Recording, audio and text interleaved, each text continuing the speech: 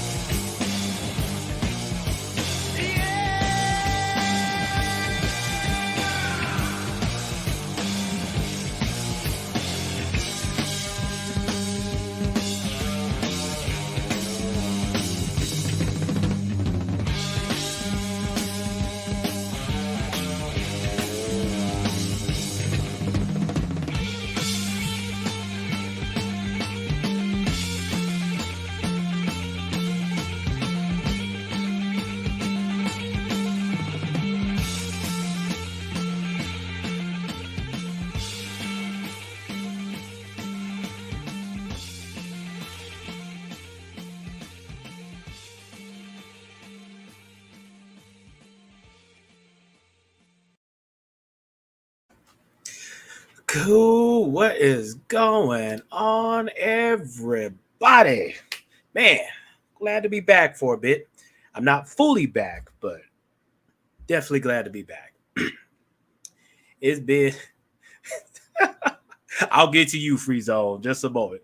But it's been a while. It's been a while. Uh, Technically, I'm on a spring break from my spring classes at the moment.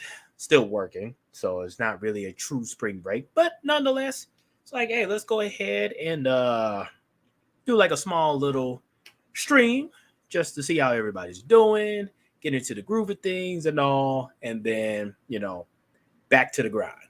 But in any case, just glad to see a lot of you guys here. Like, for example, Hood.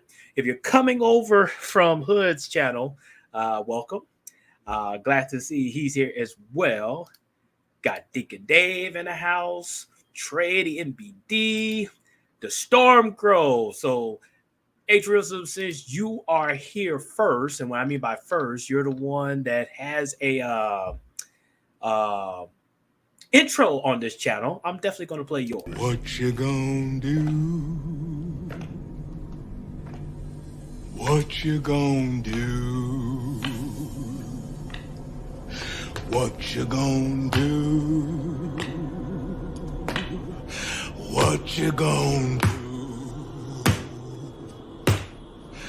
What you gonna do? What you gonna do? What you gonna do? What you gonna do? What you gonna do? Yeah, shout out to Truism. By the way, when I am finished with my program this summer and I'm fully back in the fall, the Gulag game will be getting their own intro. So Hood, Trey, and Deacon Dave definitely will be talking about that behind the scenes, in our Telegram and all. But I'll be working to get you all your own intros on this channel, so don't feel out. Same with Cool Kamasi. Good to see you, good sir. J3, good to see you as well. And then my man, Free Zone Lou.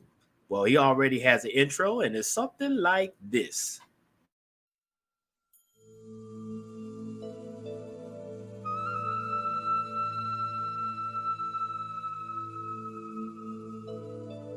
Are you aware of the proper method that one should use to eliminate weeds? You see, weeds, when left unchecked, will rob the flower of its proper nutrients. So what do? If you uproot the weed, then you disturb the flower. Its roots and soil don't like to be interfered with. So, what do you do? You learn to plant flowers that utilize the weeds as a form of nourishment. Take a look. This flower is an example of a beautiful exterior masking its true intentions. Intentions that are really quite brutal. Shout out Free Zone. And he says, scrap the block list and pack the chat. Free Zone, you know me, bro. My ego will not allow me to scrap the block list. There's just certain people I simply cannot and will not allow to, what's the right word? Desecrate my channel. Yeah, I think that's the proper word. So I may, if there's some individuals who's on the block list, but come to find out, they have been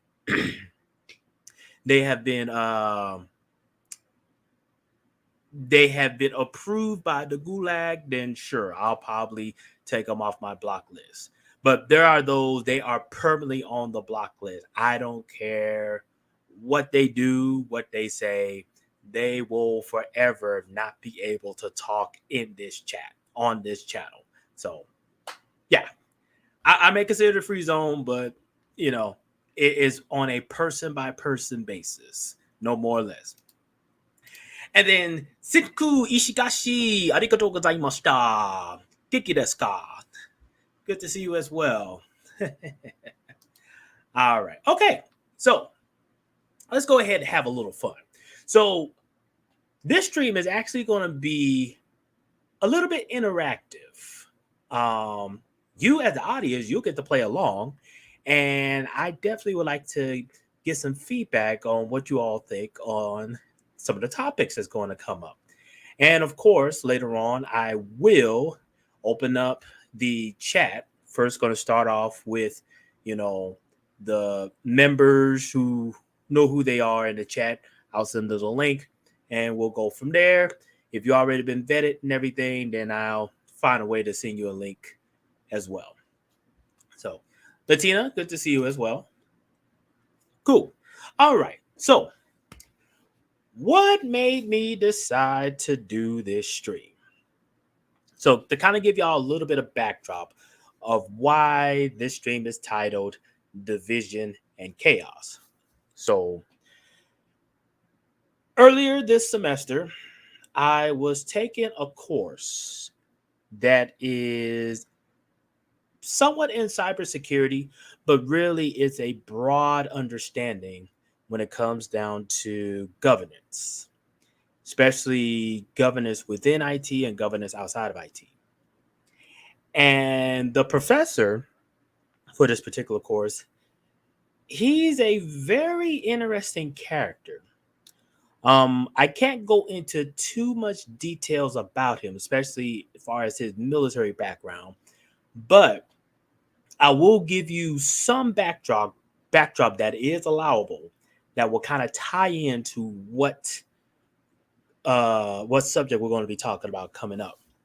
So this is an individual who he pretty much started his career in the military, and he worked his way up to pretty much being part of the special forces in the military. Now, what rank he was and which of the four services he was part of, I can't really say. But I will say this is a man who was sent on several missions where he was planted in certain countries to literally cause insurrections on behalf of the U.S. military. And so this guy has great knowledge of the human language, has a great understanding of the human psychology and sociology, and literally can break down what an individual is going to do just based off of traits, tactics, and essentially just normal information that he could just pick up on social media and then go for it. And so, yeah, Trey, I figured you might know some of this.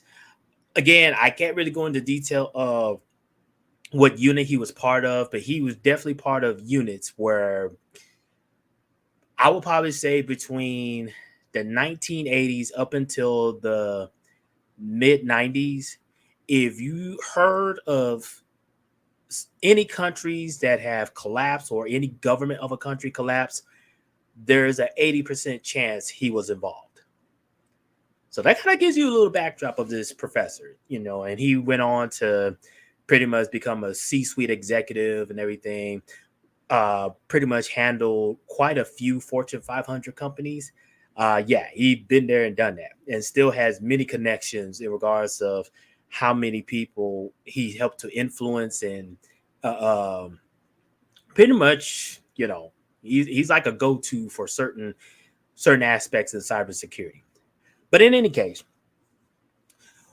we had a subject that we talked about, and he freely talked about them, and it's quite an interesting subject just based off of his experience.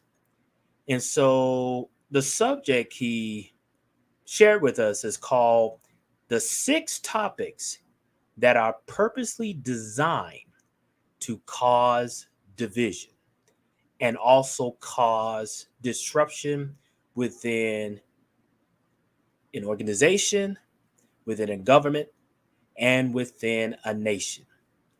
These 6 topics, and he has validated these 6 topics, have pretty much in some form or fashion caused either organizations, a government, or a whole nation to collapse because they're designed to cause division.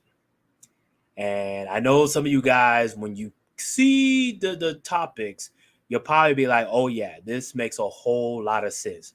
Number one, it will explain the red pill, I believe, much better. And then 2, you'll also start to see some dynamics of what's happening not only here in America, but just overall around the world globally. So let me do this. I am going to put on some jazz music because I definitely want to, keep it simple and everything. But again, you guys are going to be interacting with me. We're going to play along to see what you all know.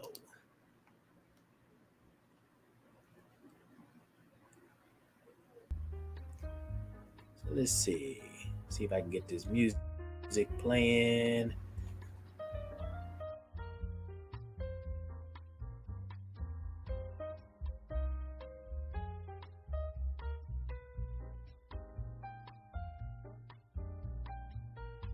Should be.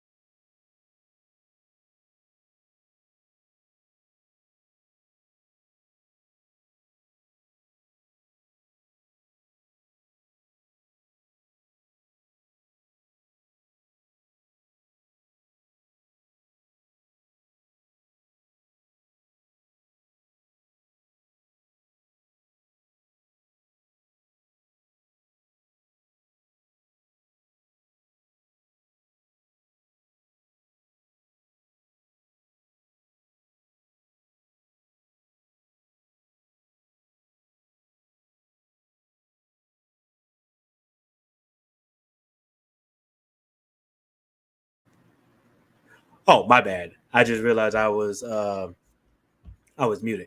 But yeah, Trey, if you didn't catch it the last time, he wasn't part of the Green Berets, but part of his mission was to pretty much go into these countries, find the targets, and then pretty much influence these targets to cause mayhem and chaos.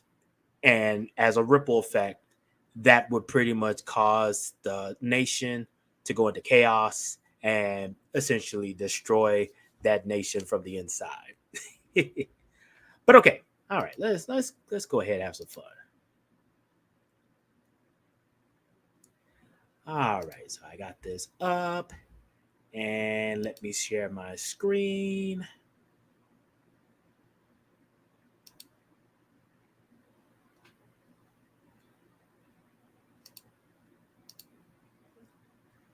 All right, here we go. All right. The 6 topics. Oh, wait, here we go. The 6 topics designed to cause division. So, these 6 topics Pretty much, we're going to start from the least devastating to the most devastating. As you go from these topics, you'll see why these topics have so much weight in regards to causing so much chaos to happen. So let us start with number 6. So in the chat room, who can tell me the 6 most devastating topic that caused division and chaos within any government or nation? So let's take our time. Put your thinking cap on and see what you got. So Trey says subversion. Nope, it's not subversion. Latina, you're really close. It's not abortion, but it ties into abortion. St. Nick's, nope, it's not Israel. It's not propaganda.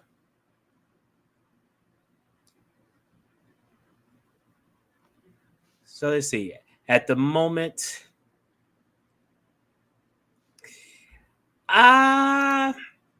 you're still close to Latina, but not quite. Not quite.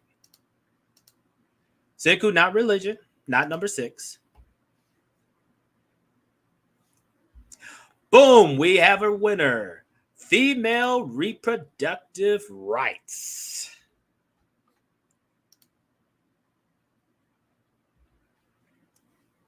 That's number 6. Female reproductive rights, or just reproductive rights in general, is the number 6 topic that is purposely designed to cause chaos and division. So why is that? Well, think about it. Everything you could think of when it comes to feminism, comes to birth control, abortion.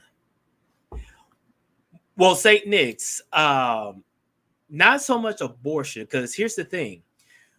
You can have reproductive rights without the need to have abortion.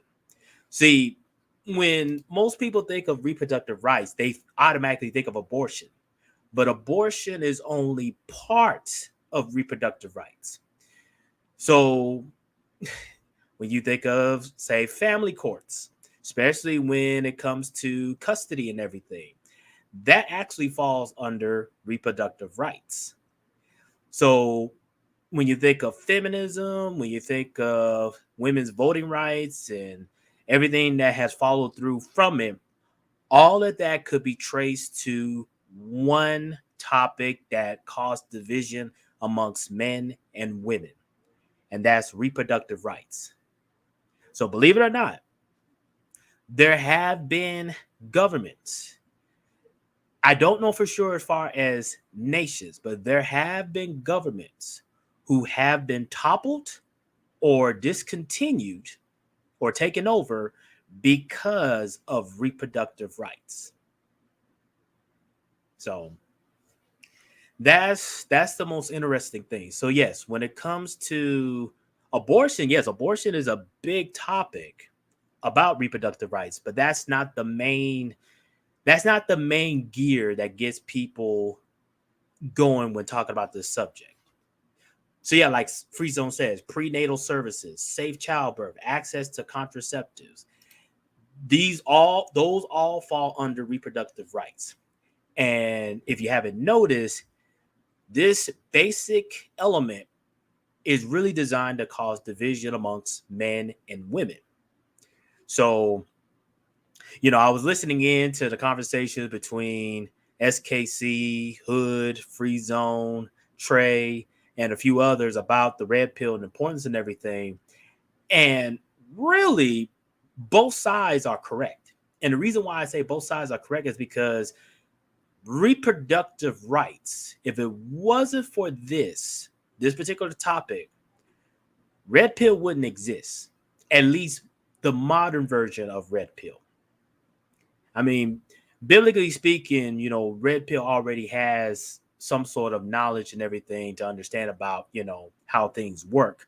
But when it comes down to actually the birth of feminism, the birth of women's rights, the birth of abortion, all of this comes down to reproductive rights. And no, Latina, this is not just in the US. This is actually an element that can be used and have been used in other countries. So when you think of this, it's not just an American thing. This has been used in other countries in some form or fashion.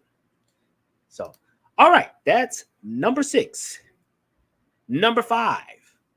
Who want to take a gamble of what number 5 is?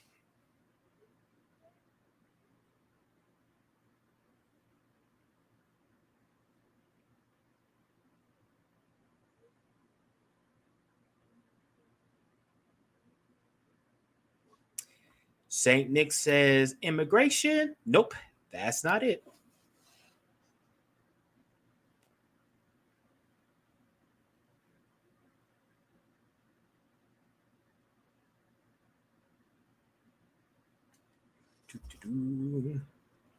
Dr. Phoenix, good sir. Oh, yes, sir. Like I was saying earlier, still dealing with class at the moment, but I'll be finishing up in the summer coming up. Once that's done, I will be coming back to doing more live streaming. So yeah, I'll definitely will get back in touch with you on, the the truth bombs that me and you have been discussing. All right. Latina, nope, it's not employment. Trey, you're almost close, but it's not liberal education. I would say it's a liberal topic, but it's not liberal education. St. Nick's, nope, has nothing to do with the alphabet people or rainbow rights. So nope, that's not it.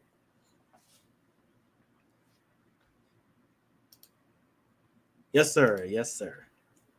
So at the moment, Trey is pretty close, but that's is not it. St. Nick's, nope, it's not intersectionality. Doesn't come in at number 5. Latina, nope, not co-ed education. Let's see. I'll throw a hint out there. If I throw this hint, then somebody should be able to get it. Think in terms of the environment. So Kukumasi, nope, not human rights. Not human rights.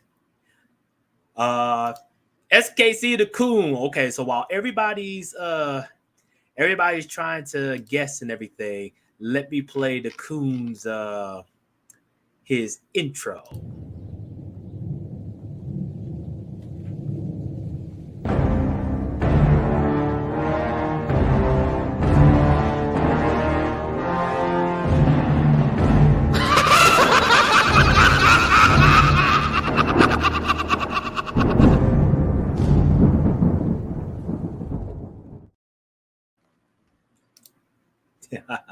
So, yep. Trey says it's crazy that we Americans destabilize El Salvador like this, and Bukele had to come in and go scorch earth. That is true. Yes, Clue, I am live, and since you're here, let me play your unofficial intro. I say unofficial because it's not really yours, but because you like it, this is for you.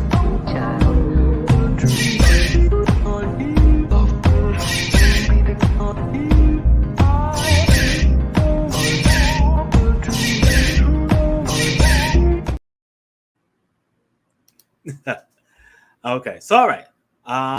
Let's see. The school believes the children are theirs. Nope. And we have a winner. Global warming, i.e.,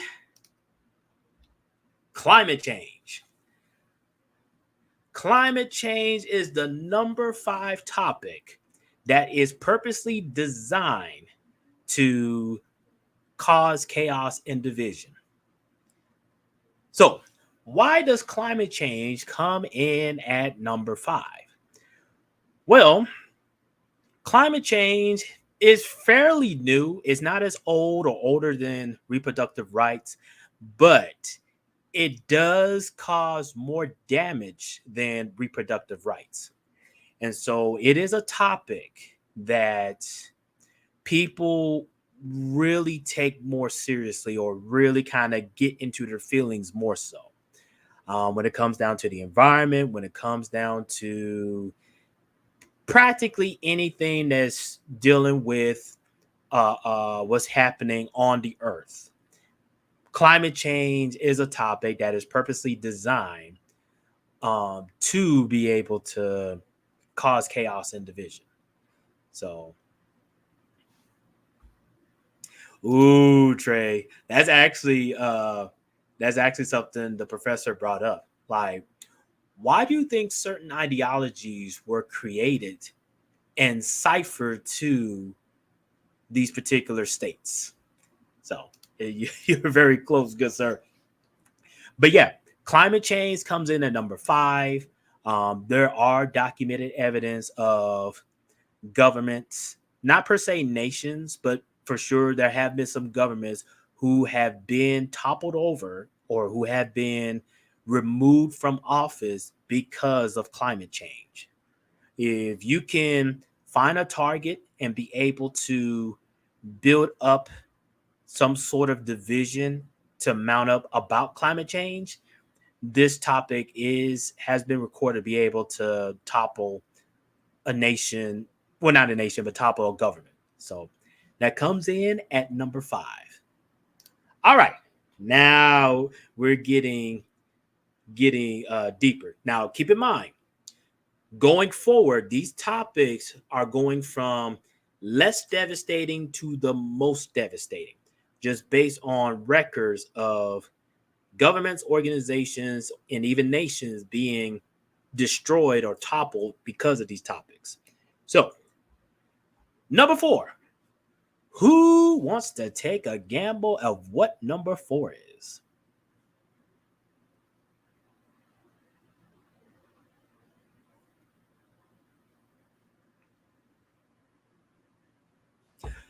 Good sir, Logic's finest. Man, I gotta play your intro, good sir, but good to see you.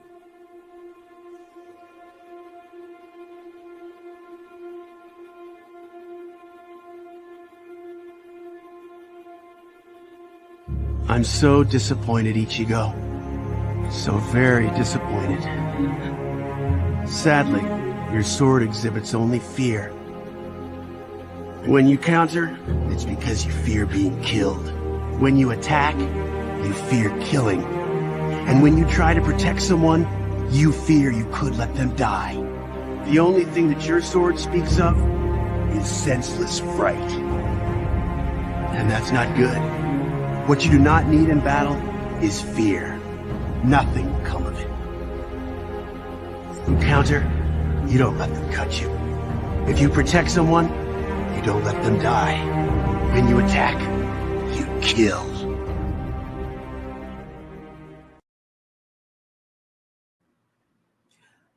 Yep. Logic Fine says anything that stirs emotions is always effective for population control. Rational thinking is rarely welcome in most social situations. Exactly. And really, my professor, when he actually said that these 4 topics, if you want to control pretty much any group of people, you start with these topics and then you look for the weakest links. The weakest links will be the ones that actually get the ball rolling and causing chaos and division. So definitely spot on, good sir. Okay, let's see what we got. Latita, nope, it's not women working. Kukabasi, you're close. It's something to do with money, but it's not completely money. But you're kind of close, kind of close. Trey says inflation. You and Kamasi are pretty close. It's not really dealing with money. but money does play a particular role in it. Latina affordable housing? Nope. That's definitely not it. So, free zone, taxes. Again, you're close. So, free zone, Trey, and Kokomasi, they are close. Not per se deal with money, but it's something that you can say relates to it. Kukamasi political corruption? Nope. Latina? Nope. Again, pretty close, but that's not it. You guys are coming up with good answers pretty quickly, but not there yet. Logify scarcity. Almost good, sir. Almost, but that's not it. Ooh, okay, Latina, you're very close. Inheritance. You're very close, but it's not it. That's not it. Senku employment? Somewhat, but that's not it. Kukamasi famine? Nope, not it. Not it. I would say right now, Latina is like inches away. Very close. Very close. Free zone retirement? Not so much. Kokomasi citizen rights? Not quite. Not quite. Let's see. We'll do 2 more and then I'll do the reveal. Kokomasi land? Not quite. Not quite. But somewhere in the same ballpark. Ooh, Teflon pay gap. You are very, very close. Very close. Same with Doc. Income disparities. Oh, y'all so close. Trey, generational legacy. Y'all. Okay, I would say right now, Doc Phoenix is super close, followed by Teflon and Trey. All 3 of you all are pretty much within the same ballpark. Currency manipulation, not quite logic. Okay, all right. Y'all are probably going to laugh about this or be like, "Oh, that makes sense." So the number 4 topic that is designed to cause division and chaos: merit versus privilege. This is the topic, number 4 topic that caused a lot of chaos. Now, let me ask y'all in the chat, why do you think this comes in at number 4 as being effective in causing chaos and division?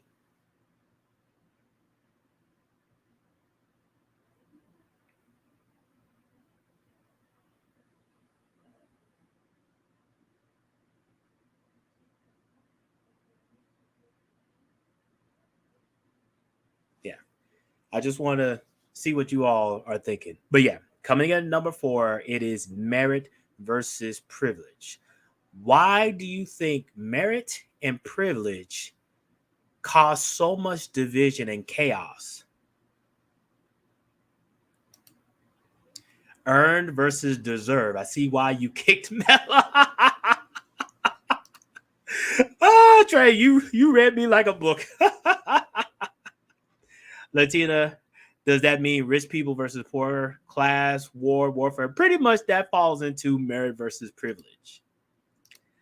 Clue says because the privilege part is for non-whites only. Ooh.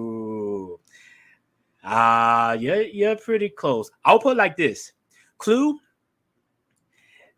the concept of racism actually falls under this topic, number 4, merit versus privilege.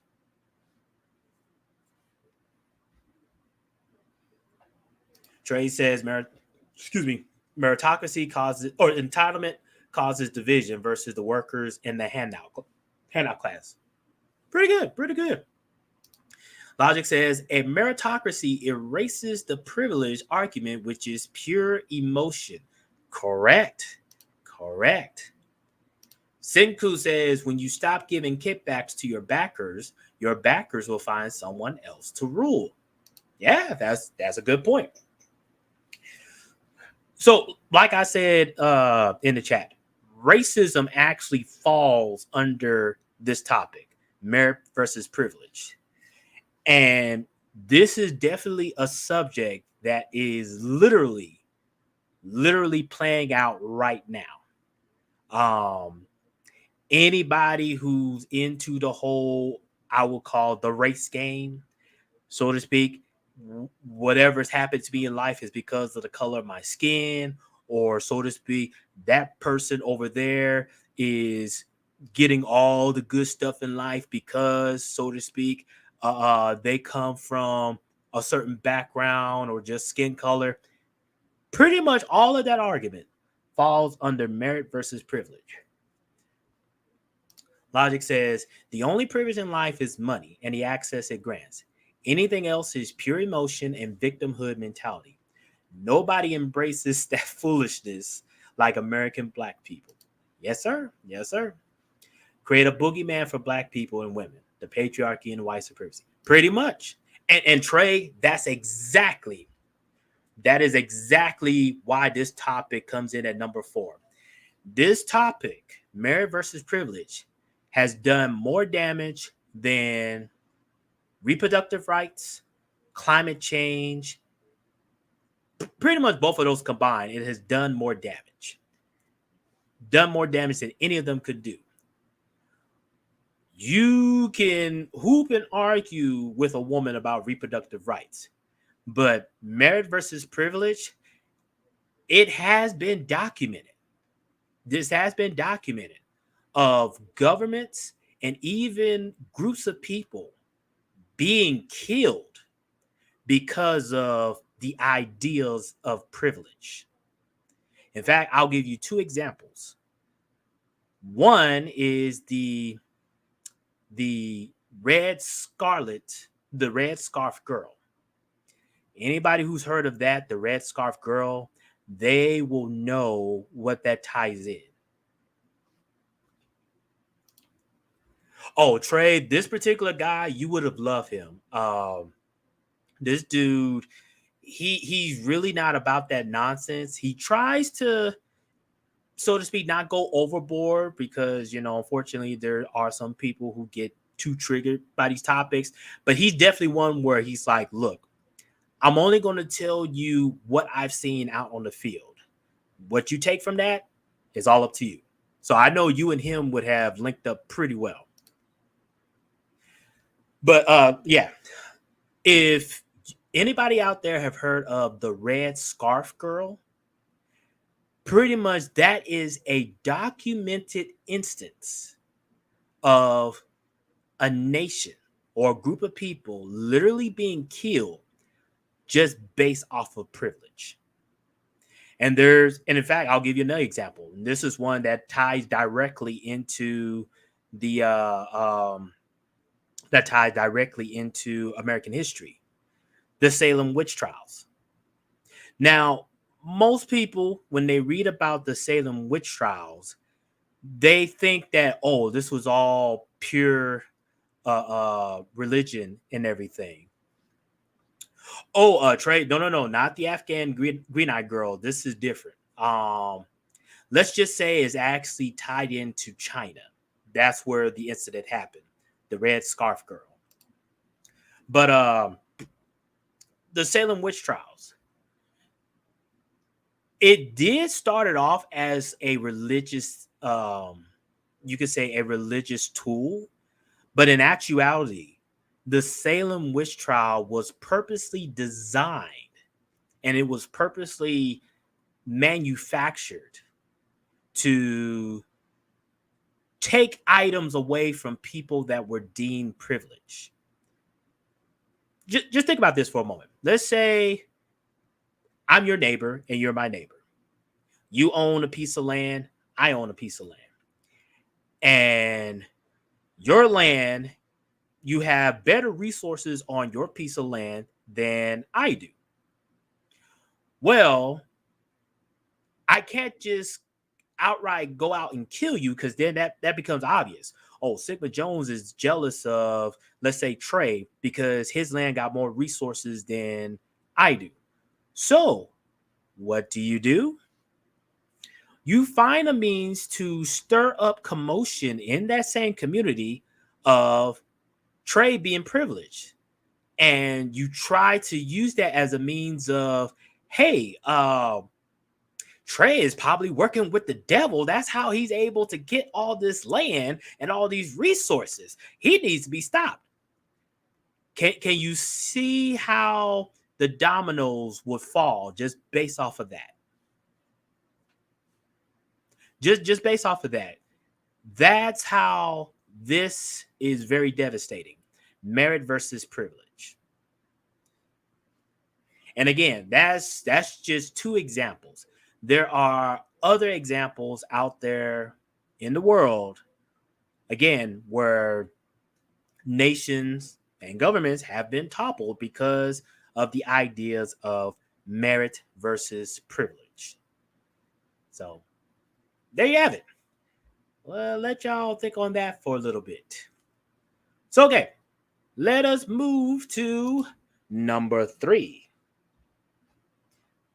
All right. So, who can tell me what comes in at number 3?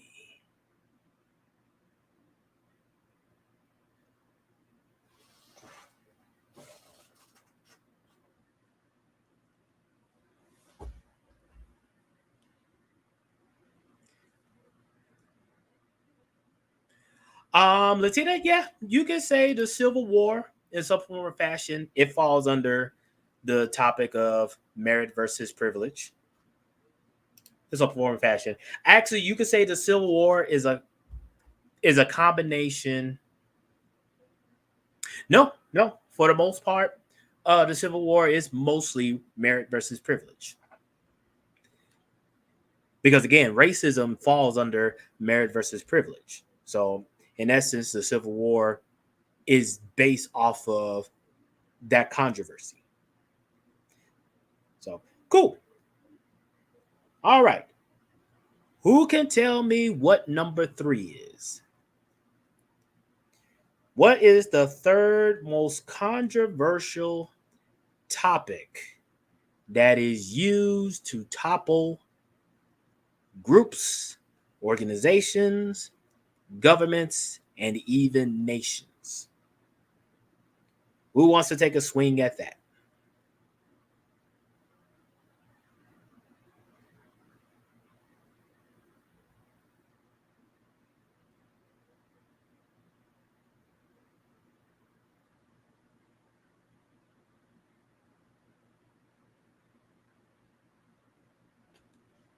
See, Free Zone says freedom.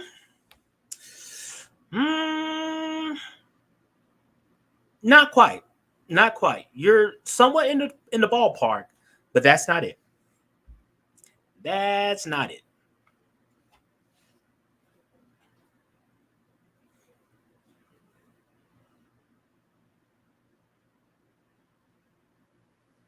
Let's see.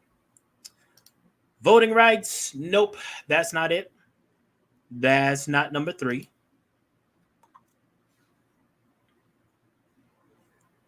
See, Deacon Dave. Taxes. Nope. Not it. All right. So at the moment, Free Zone is pretty close, but not quite. Let's see. Who else wants to take a jab at it?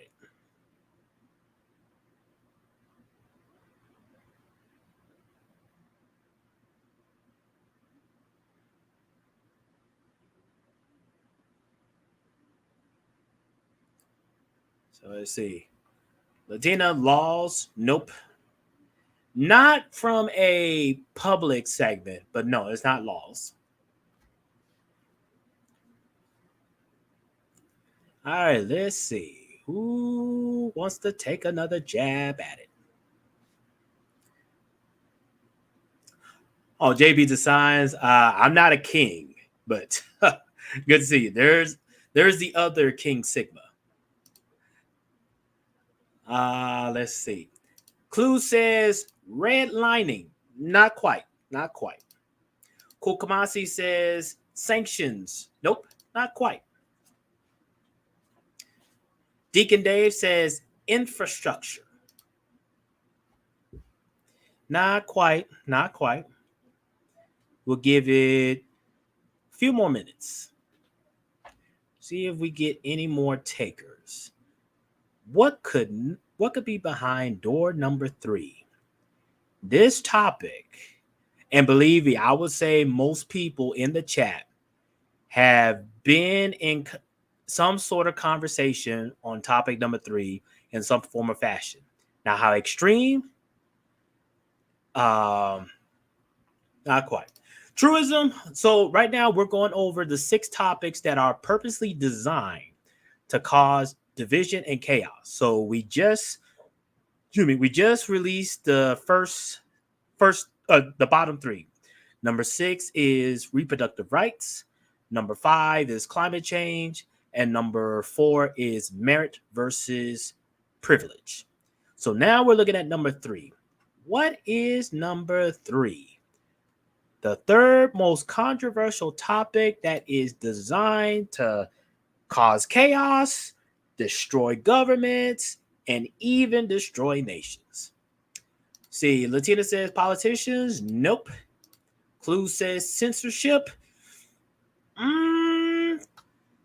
You're close, Clue, but not as quite. Not as quite.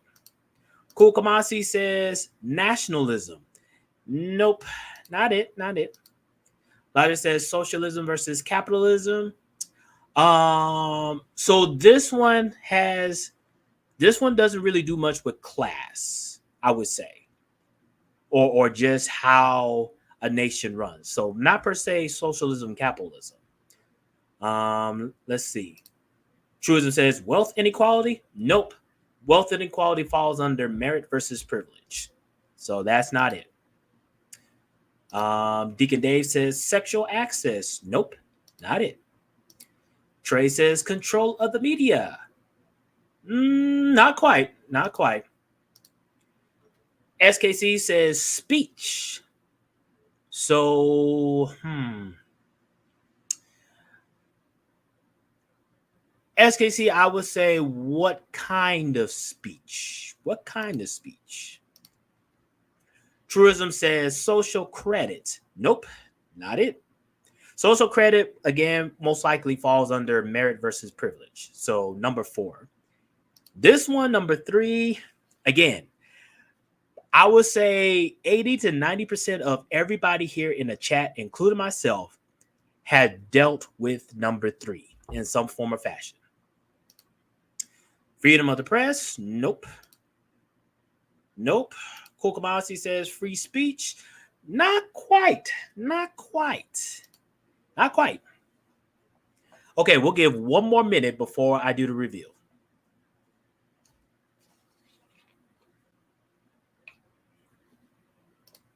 Clue says new definition of words. Nope. Trey says thought police. You're pretty close, Trey, but not quite. And then truism cancel culture. Nope, that also falls under merit versus privilege. All right. So coming in at number 3, the third most controversial topic that causes division and chaos. God, aka religion. This is what causes a lot of chaos and division.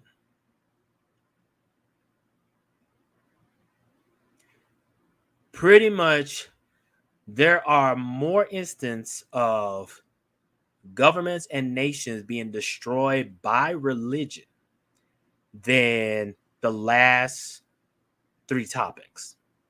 And in fact, pretty much any religion you could think of in the world, all types of religion, is used in some form of population control. Even the so-called peaceful religion, it still can be used to overthrow either a group of people, a government, or even a nation. Every religion has that capability. In fact, if you really want to think about it, if you want to think from its basic concept, religion is mainly an approved cult by either a group, a government, or a nation. When you think of religion, that's really what it boils down to. It's an approved cult of a group, government, or nation. Clue says woke is the new religion. It depends, Clue. It depends. See, the thing about religion in its basic fundamentals means you believe in some sort of higher being that controls every aspect of your life. Now, who would that higher being be? It depends on you and your beliefs. But really, religion falls under, you got to believe in some higher being. Woke, I would say woke is mostly under merit versus privilege. Woke is mainly just, so to speak, you got something or you're doing something that I don't approve of. That's mainly merit versus privilege for woke. Yes, Siku, pretty much that summarized religion. Government sanctioned cult. And yes, let's wars have been started and nations have been destroyed because of religion. Any major religion you could think of, you could probably find in history, most likely, of that religion being the foundation of a war being caused, or you could say even a genocide, just a group of people being persecuted or destroyed in the name of religion. So yeah, that comes in at number 3. Now, one thing about religion is probably the most effective means of slipping into any group or nation undercover and then starting chaos within that religion. That's what makes religion pretty scary when it comes to overtaking groups, overtaking governments, and even overtaking nations. It's that easy to give pretense of a religion, and then slowly but surely work yourself into it. I'll go ahead and say it. The church in Black America, as of now, the Black church, is mainly a weapon of the state. It's not really a religion. It's mainly used to propagate hidden agendas. We all know this. I don't need to go into more details about it, but you kind of get the idea of how religion, coming in at number 3, can be pretty devastating. Okay, we're now getting to the final 2. Now, this is where things are going to get really interesting. All right. Number 2. What is the second most devastating topic purposely designed to overthrow groups, overthrow governments, and overthrow nations? Yes, SKZ. Religion, I'll put it like this. Religion could definitely be used as a weapon more than ever. David Design says, politics, not quite. But you're in the ballpark, JB Designs. You're in the ballpark. Logic says more blood has been spilled in the name of religion than anything else on this planet. There are 10,000 different religions, but only yours is right. Yeah, that's true. Latina says race. Nope. Race falls under merit versus privilege. It doesn't come in at number 2. All right. JB Design is close, but not quite. Not quite.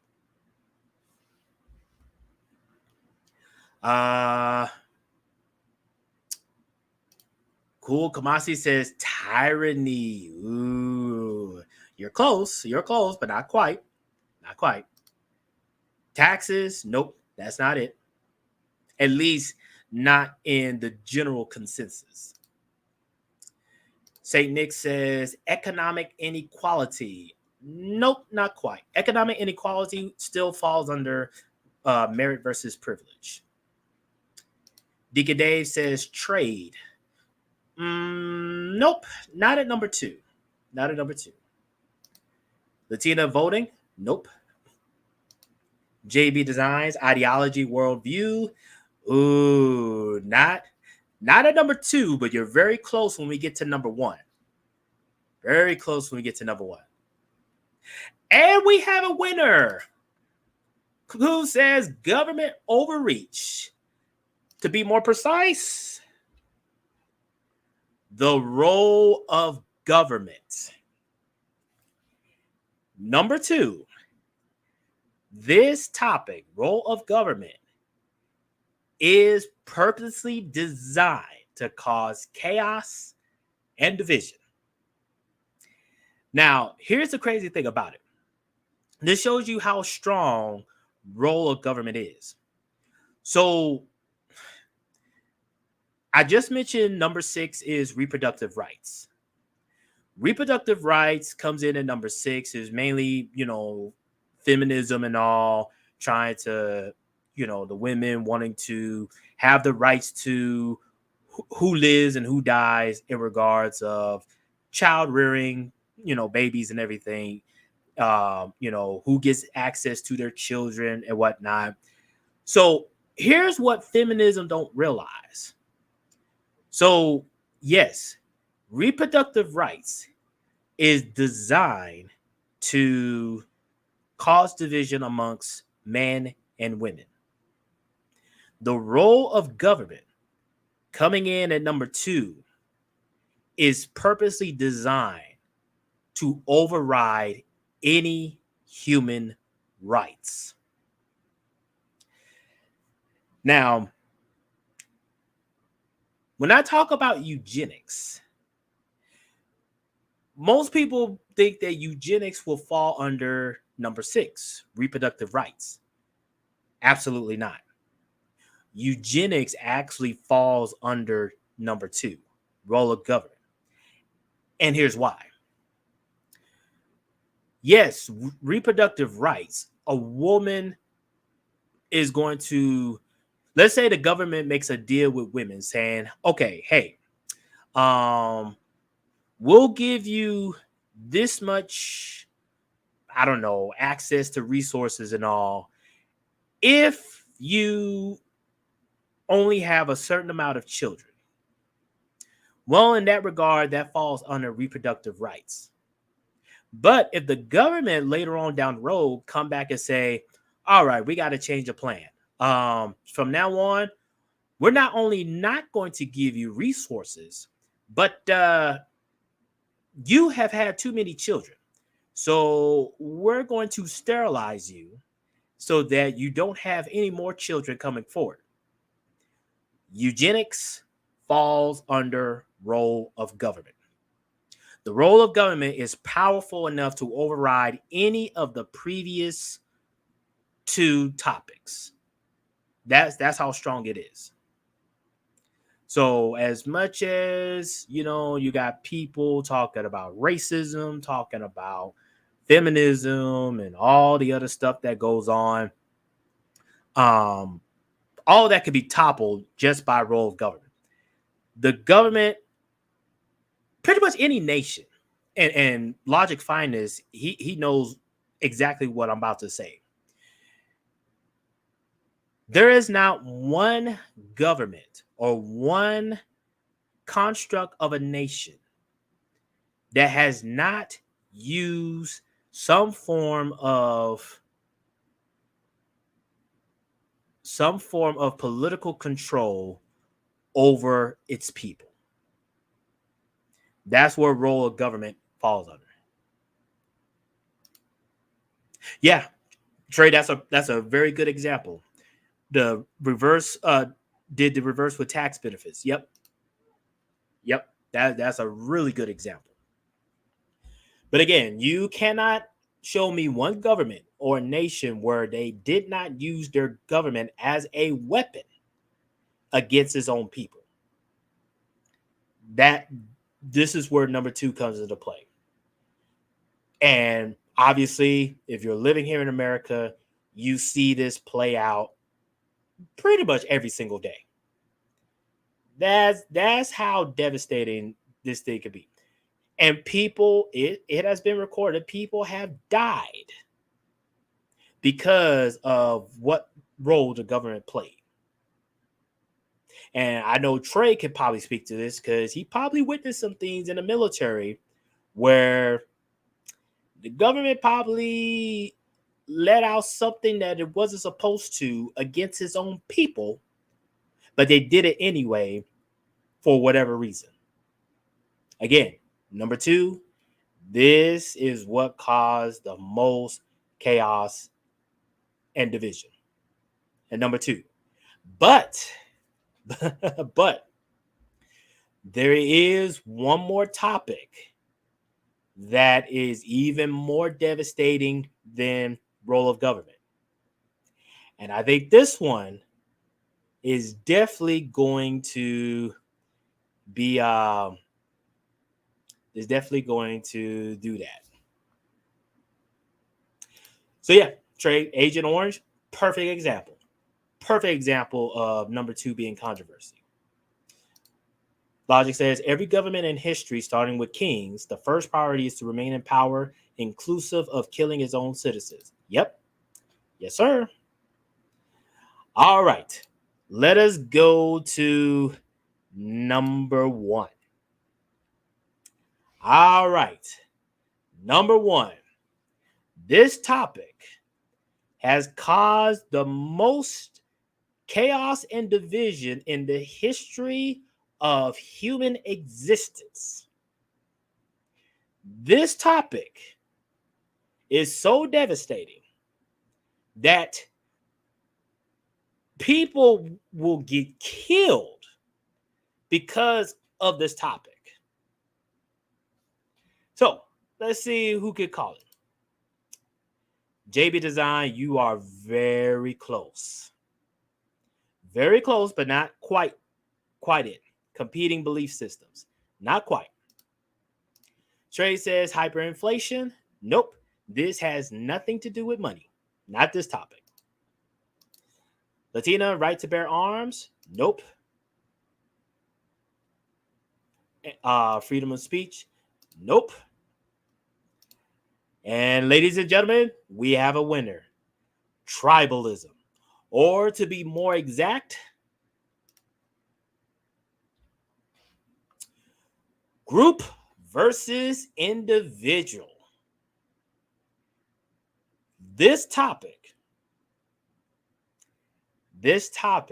has caused the most damage and has destroyed nations, more nations than any of the previous 5 topics combined.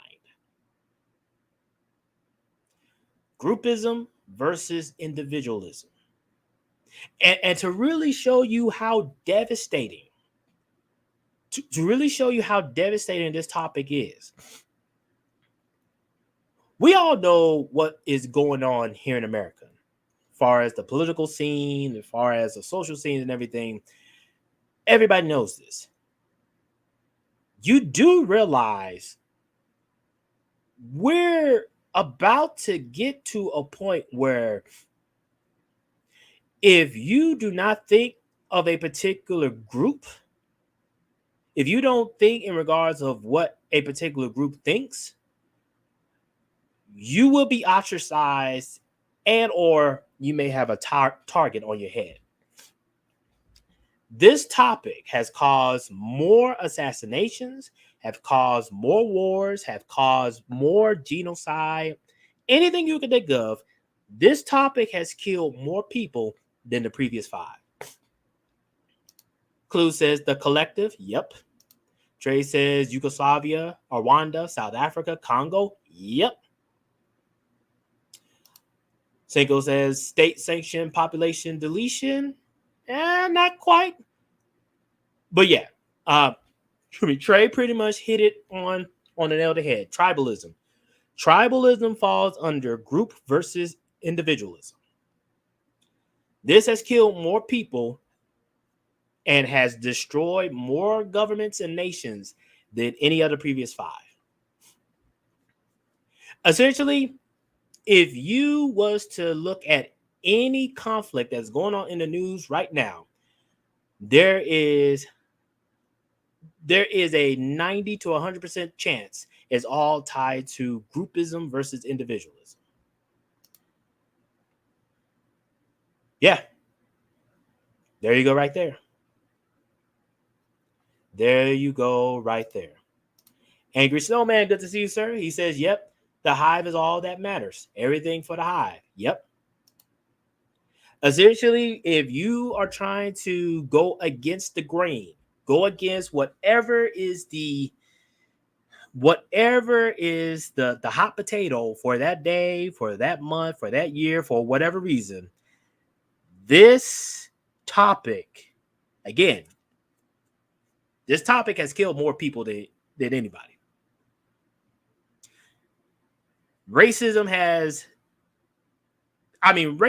can somewhat be tied to groupthink and everything, but for the most part, the purpose of racism falls under merit versus privilege. Groupism versus individualism. This is pretty much a topic of if you are not part of a group, in fact, I'll put it like this. This is why people who have a high IQ are most likely to get killed than people who have average IQs. Reason being is because from a tribalism standpoint, a person who thinks smarter than the average person, again, this is their way of thinking. And this has been proven over and over, or has been clarified and tested over and over. People who have a higher level of intelligence versus the average, they're more likely to cause uprising. They're more likely to start groups more powerful than the status quo. They're more likely to have access to resources that the average person will not. Pretty much, if you are a person of higher intelligence, you literally could have a target on your back. And we see this being played out every single day. Every single day. So yeah, like Logic says, anything that triggers emotions is effective because rational thinking is rarely welcome in most social situations. And in fact, Logic, you really go into what kind of brings this home. Okay, so all of these topics that I just mentioned, we just talked about reproductive rights at number 6, climate change at number 5, merit versus privilege at number 4. Number 3, we have religion. Number 2, we just talked about role of government. Or number 1, group versus individuals. What is the best weapon to be able to fight against these topics? And pretty much my good friend Logic Finance, he just gave you the answer. The best weapon to be able to defend yourself against this form of division and chaos.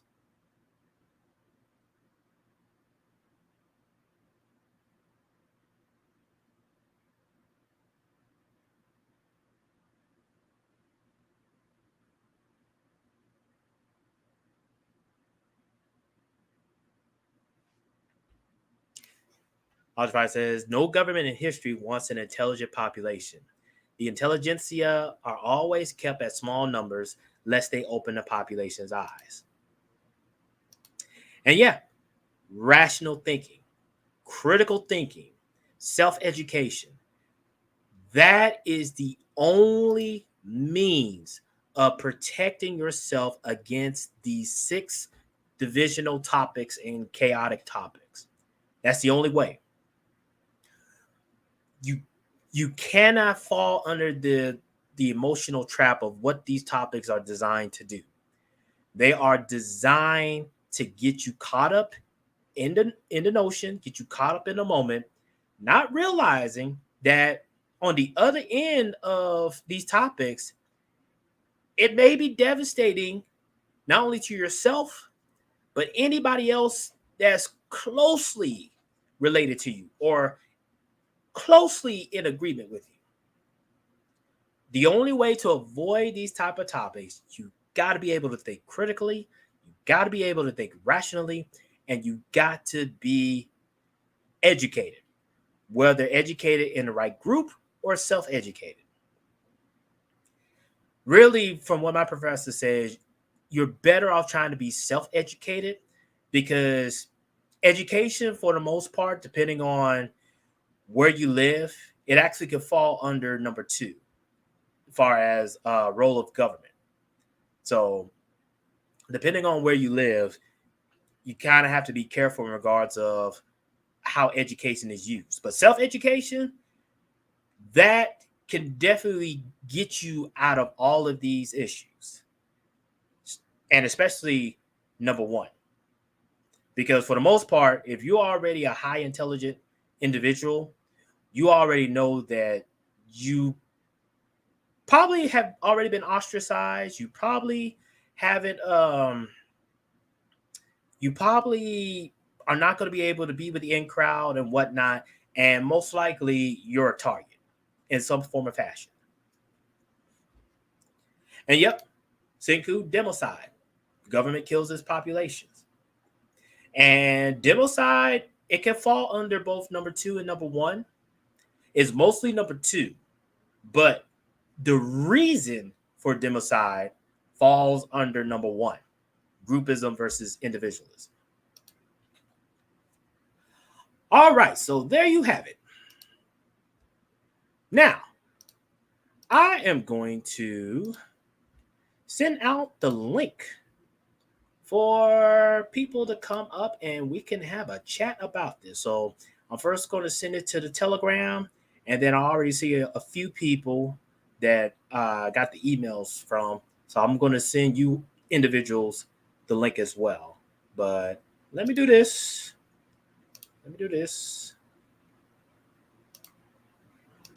All right.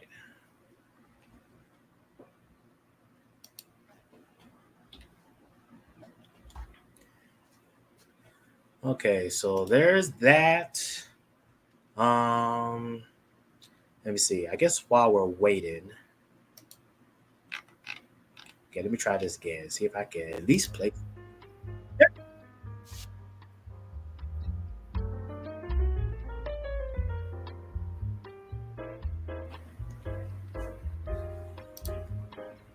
Alrighty. So there's that. And then let me send out the email to some individuals in the chat who may want to come up.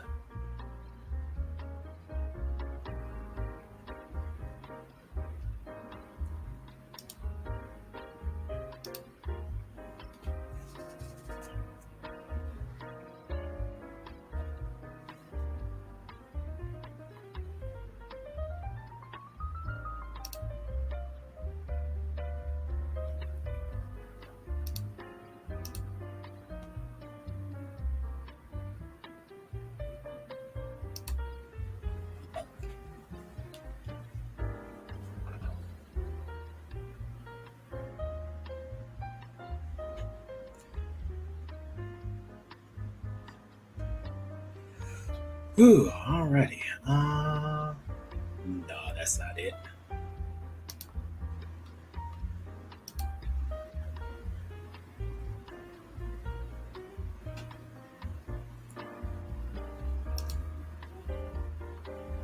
Let's see. I'll just do a regular email. Send this out. Here we go.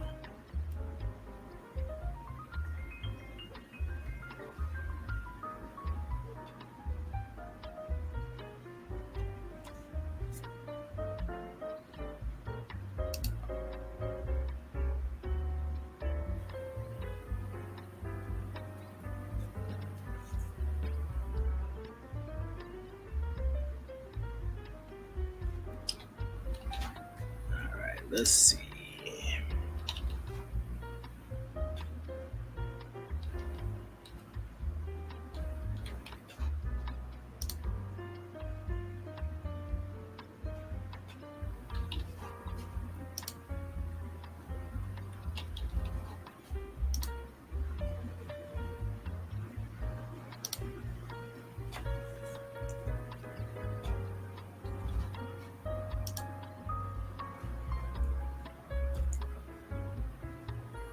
Let's see. Who else?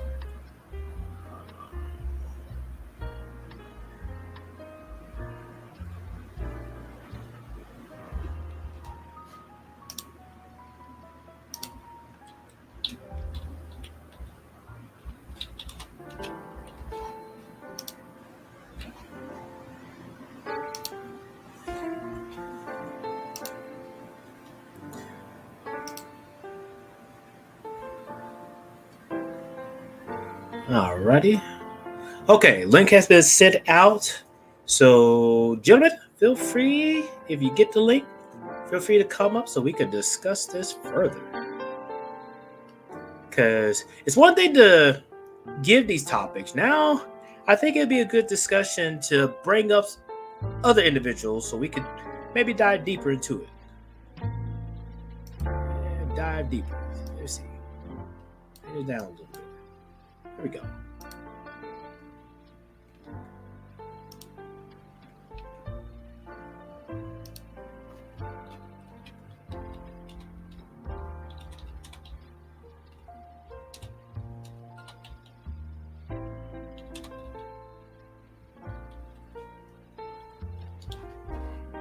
Alrighty.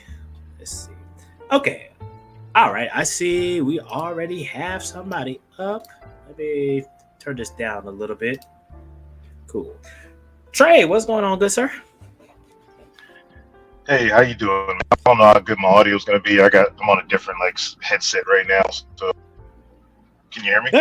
Yeah, you coming in good. Okay. Well, I mean, this is a really intriguing topic, man, because your professor, I ran into one of those guys in Honduras when I was working there. One of these, color-coded guys. Well, we call them. We nickname them. And, I was working at San Pedro Sula, and he recognized me. He was a brother, too. And he recognized me right away as another American, man. And he basically told me, man, get the fuck out of my city.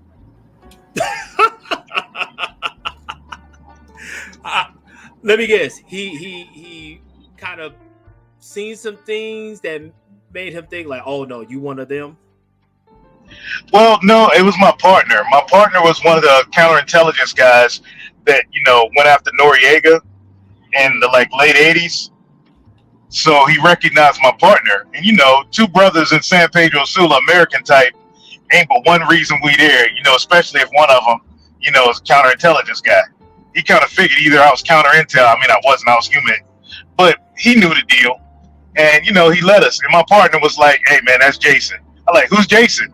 And he kind of just came over, gave us dap, and just whispered in my ear like, hey, man, this is my shit.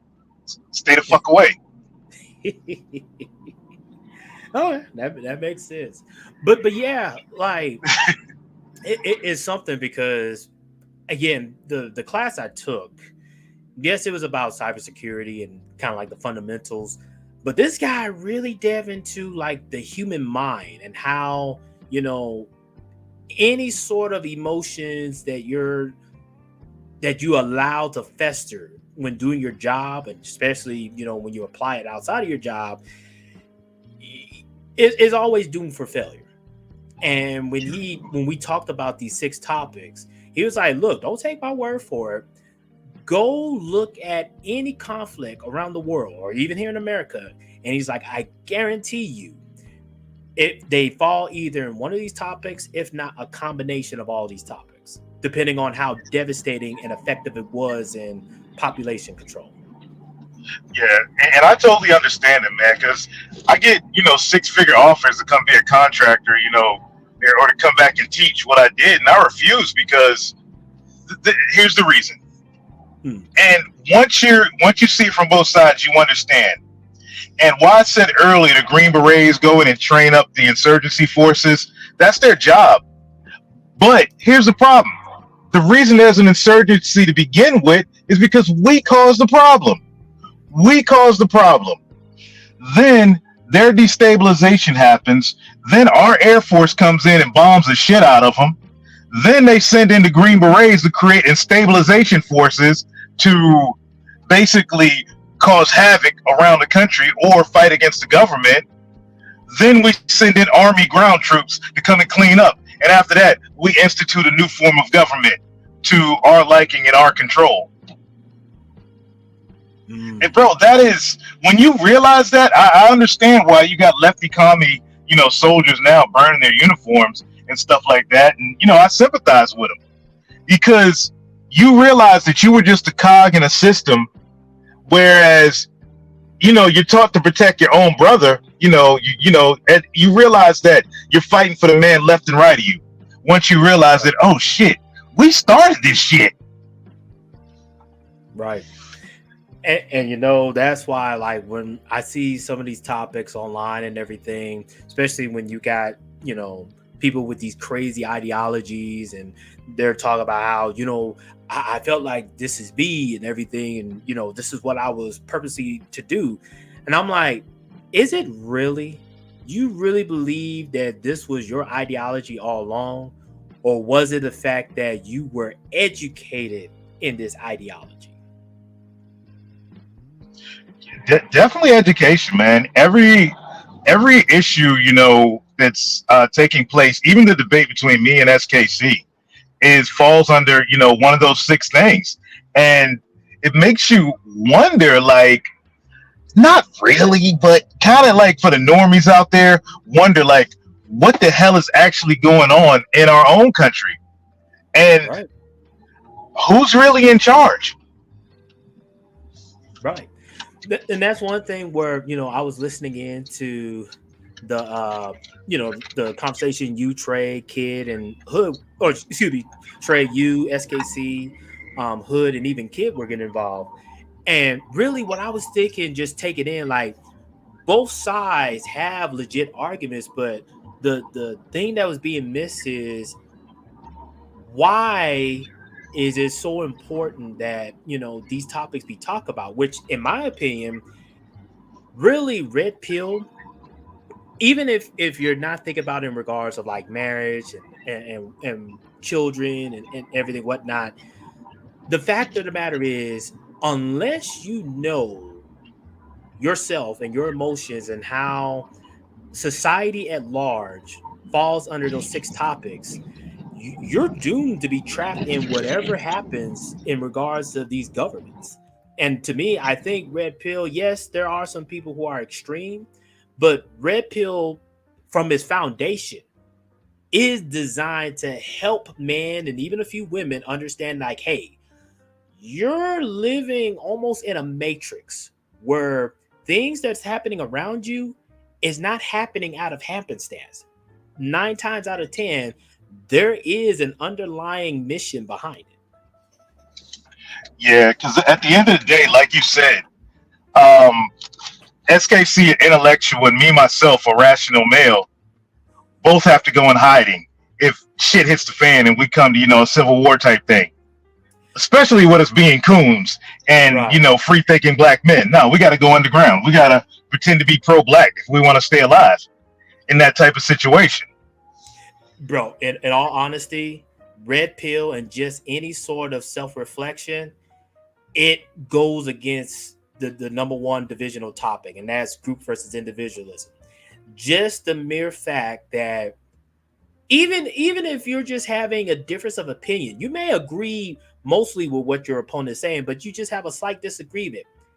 From that point forward, you're automatically marked as an individual. And most people are going to treat you as such because they fear that you have enough higher intelligence where you could buck the system and so to speak, pretty much so to speak, override anything of their beliefs, their belief system. Well, and this is what what I would talk to when I was over on the other side of YouTube, the Negro side, and I would, try to explain this to guys from a human subversion type thing in reference to like Malcolm and Martin, and they're saviors, champions. Oh, black, black, black. But I'm like, hey, when were both of these guys killed? When they realized that black was just a game. When Malcolm took his trip to Mecca and realized, oh shit, Muslims come in all different colors. When Martin realized that LBJ was playing him the whole time and he was just a lackey and started speaking truth, which why we can't hear none of his later speeches, they had to kill them both. You can't have men, not just, JFK, RFK included, men with such command over a group of people to walk freely. Those are the type of men that could cause, the people to rise up against the government. Yep. Especially another good example that comes to mind, General Patton. When General Patton made the statement, literally right before he died, that we are fighting the wrong enemy, that right there, sad to say, he was marked from that point forward. Yeah. I mean, Patton, it's funny, it's True Stream the other night. Patton and Manning Johnson, bro, they both got the same they use the exact same tactic with Manning Johnson and Patton. Mm-hmm. Same type of car accident, same situation. They didn't go the heart disease route like Admiral Byrd, but yeah, Patton. It's why I saw somebody in the chat mention Hitler earlier, and I look at it, and without even getting into the 6 milli question, it's like, who is the real bad guy? In that situation, it's like, who is the real bad guy? And I look at it like this, and when history started seeming a little funny to me, this guy killed this many people, but this guy's posted all over as the bad guy. But we wear the symbols of the other guy, meaning Stalin, the raised fist and all this. And I'm like, why am I raising my fist in solidarity with the guy that killed 60 million just because the fist is painted black? Huh? Yeah. That's another thing too. Like when I gave the example in the chat about the red scarf girl, really that talks about an incident with Communist Mao, and how there was an incident where essentially if you just owned any property, or you, so to speak, have some sort of influence, they purposely, either one or two things happen to you. Either they took you away from your lifestyle, whatever it is, and have you go into re-education camps, or they just killed you. And it got to the point to where pretty much all of the highly intelligent people were literally wiped out within a few years.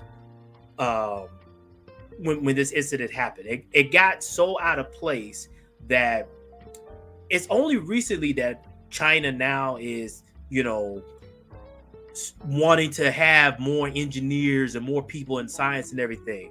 Because when Mao did what he did, he literally created a nation where you didn't want to have an IQ above 100, or be perceived of having an IQ above 100, because you was marked.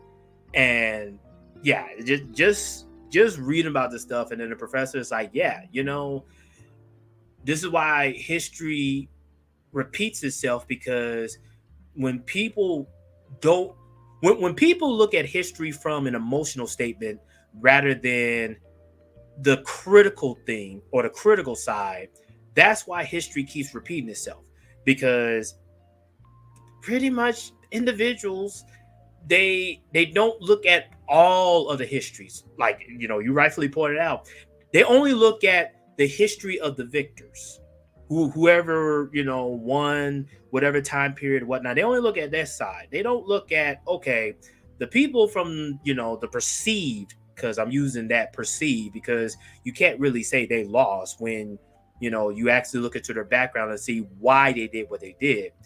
But unless you are balanced to where you can see both sides of what happened, you can't really say you're thinking critically when you're only focusing on one side of the story or one side of history.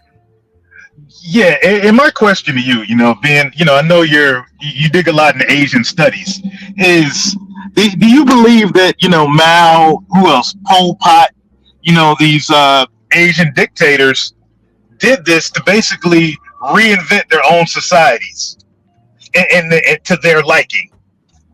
Oh yeah, and that's why that topic number 2, role of government. If it wasn't for group versus individualism, that topic actually be number 1, because whoever gains control over a nation, literally, they can dictate who lives and who dies.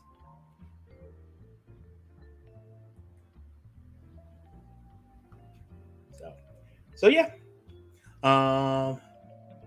Dr. Villa says, yes, sounds like modern Black America. No IQs over 100 allowed. Pretty much. Okay. I mean, Latita, you can let Trey know, but I mean, I think Trey's mic is fine. but yeah, so like, and Trey, I'm glad you're up here, because being as a person who, have been in these experiences in the military and have gone through some conflicts and all, can you see why, a subject like reproductive rights is not as effective in causing chaos or overthrowing a nation versus, the role of a government? Because that just initially, it's just reproductive rights is one of the things that just plants the seed. If you could just pop the hood for me. You said you wanted to get an oil change today? Oh, okay. We'll wait till Trey comes back. Yeah, because and it's something, because the classroom that I was in, or this class that led the discussion, it was mostly international students, and even for the domestic students like myself, well, first and foremost, I was the only a Black person in the class per se, but I'm just kind of like, I don't know if y'all think this offends me or not. Really,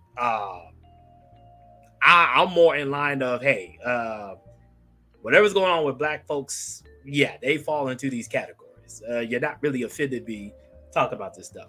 But it's interesting because for the international students, we actually had somebody who is from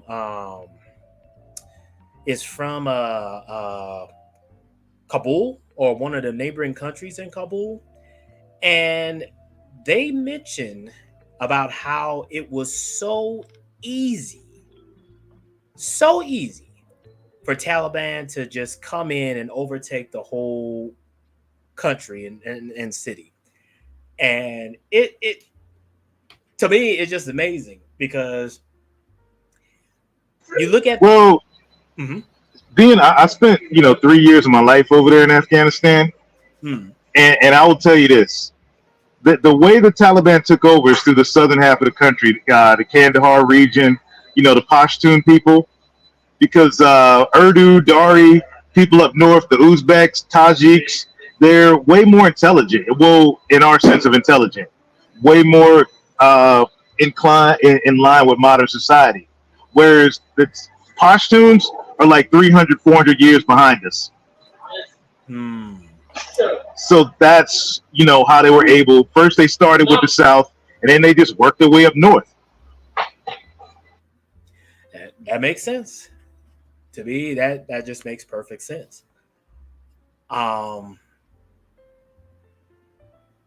Yeah. I think another thing too, because most of us know what's going on here, with America, whatnot. I just find it interesting that people look at these issues going on and they really believe that these issues are just happening out of happenstance, so to speak. Like, in fact, I've heard somebody tell me that God is allowing these things to happen. And now when I hear that, I mean, I was already kind of skeptic when, I hear that type of statement. But now, especially after going through these topics, the 6 topics and everything, I'm just like, okay, if you don't watch it, you're falling under the trap of the religion aspect, because you might think God is allowing this to happen, but who's to say that there's a reason why role of government falls at number 2 as the most devastating versus religion that comes in at number 4, or excuse me, coming in at number 3. Yeah. When you tell people that religion can be used as a weapon, especially it can be used a weapon against you if you're in the same religion, they're not ready for that type of subject. Well, it's funny that you mentioned religion. If you take it back to this whole debate that's been going on the last couple of days, not SKC per se, but just the traditional Christian conservative side.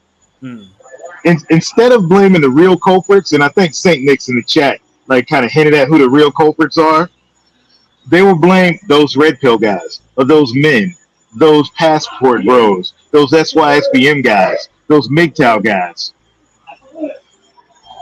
Right. Zero, he did a stream a few days back, or probably 2 days ago, and he came out and said how, he can't take, religion guys seriously, because how can you sit up here and be so restrictive on men in regards of you got to do things by the book, you got to do things by the word, whatever entails in religion. But then when it comes to the female side, you give a whole bunch of leg room. And I definitely fall in that category too. It's hard for me to take a lot of religion seriously, or a lot of religious people seriously, because it's like you're not being consistent across the whole board.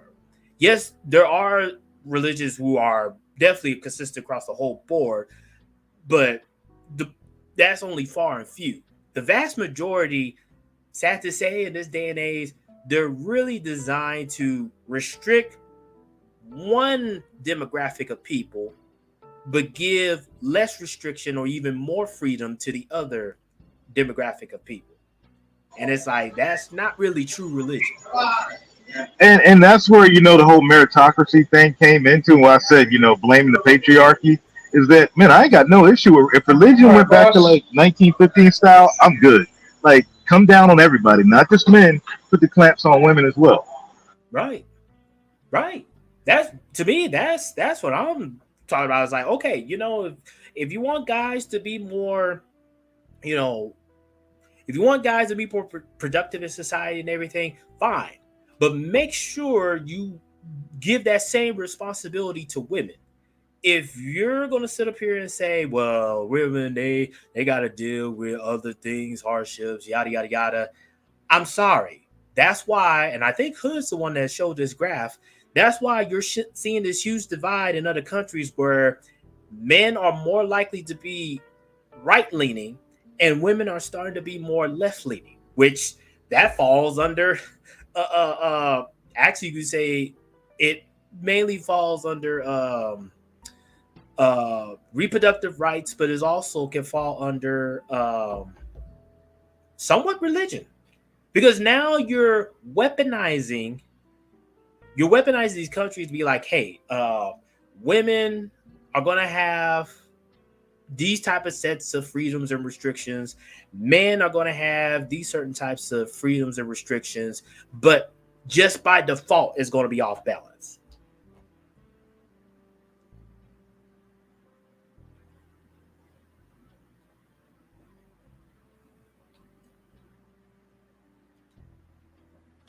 One moment.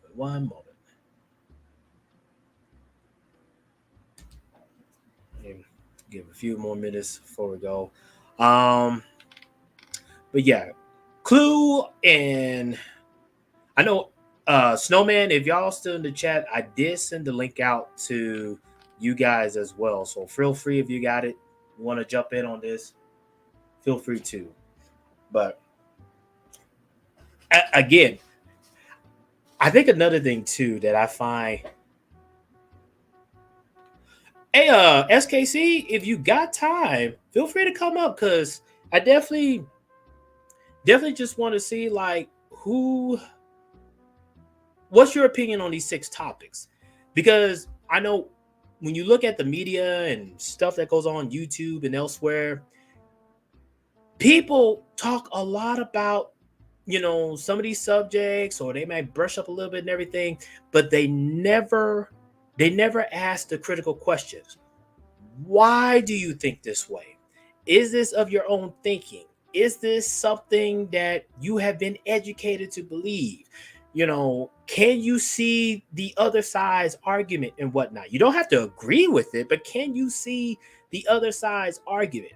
And then if you can't, what's preventing you from being able to see their argument?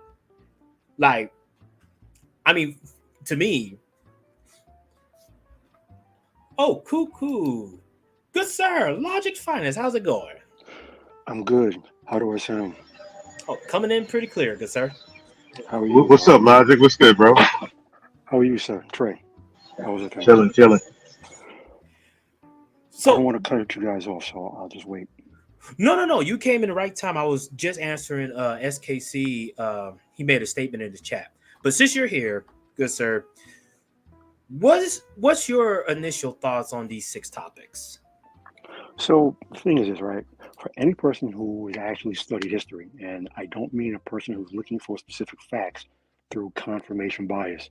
For any person who's actually studied history, every government in history, their primary concern has been to remain in power.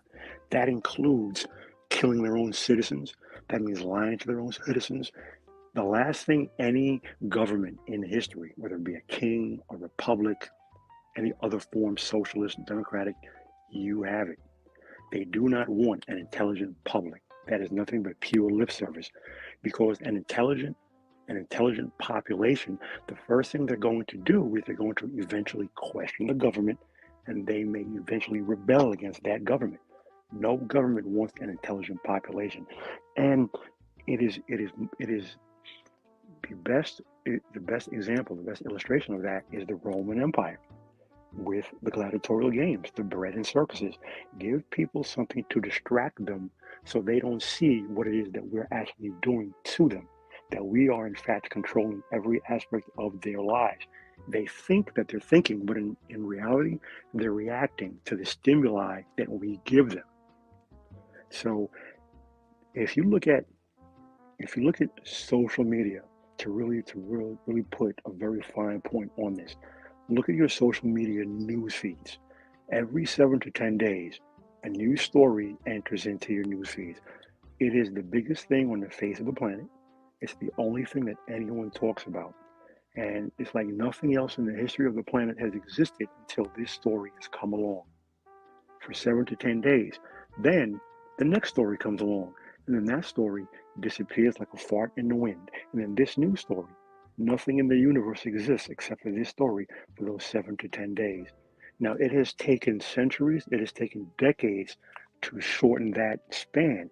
So now the span is shorter than it's ever been as we've moved away from verbal communication to radio to newspapers to the internet.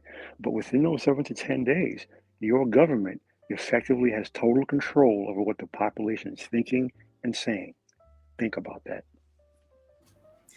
You know, Logic, you bring up something too, because you probably may have heard of this too, but I've heard of this when I was a kid. And even when I was a kid, I just felt like there was something not right about this statement.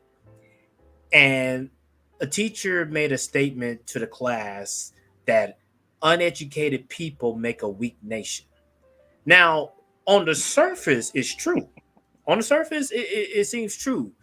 But even as a kid, I was just put off by that statement. Like, something doesn't add up with that statement. Like, yes, there's truth behind it, but I was just asking why. Why is that? And next thing I know, Could you repeat the statement again? yeah, the teacher made a statement: uneducated people make a weak nation. Because uneducated people make an easily controlled nation. An easily controlled nation, mentally, spiritually, and intellectually, is weak because they will do whatever the government tells them to. So in that regard, that is how an uneducated populace makes a weak nation. I disagree slightly.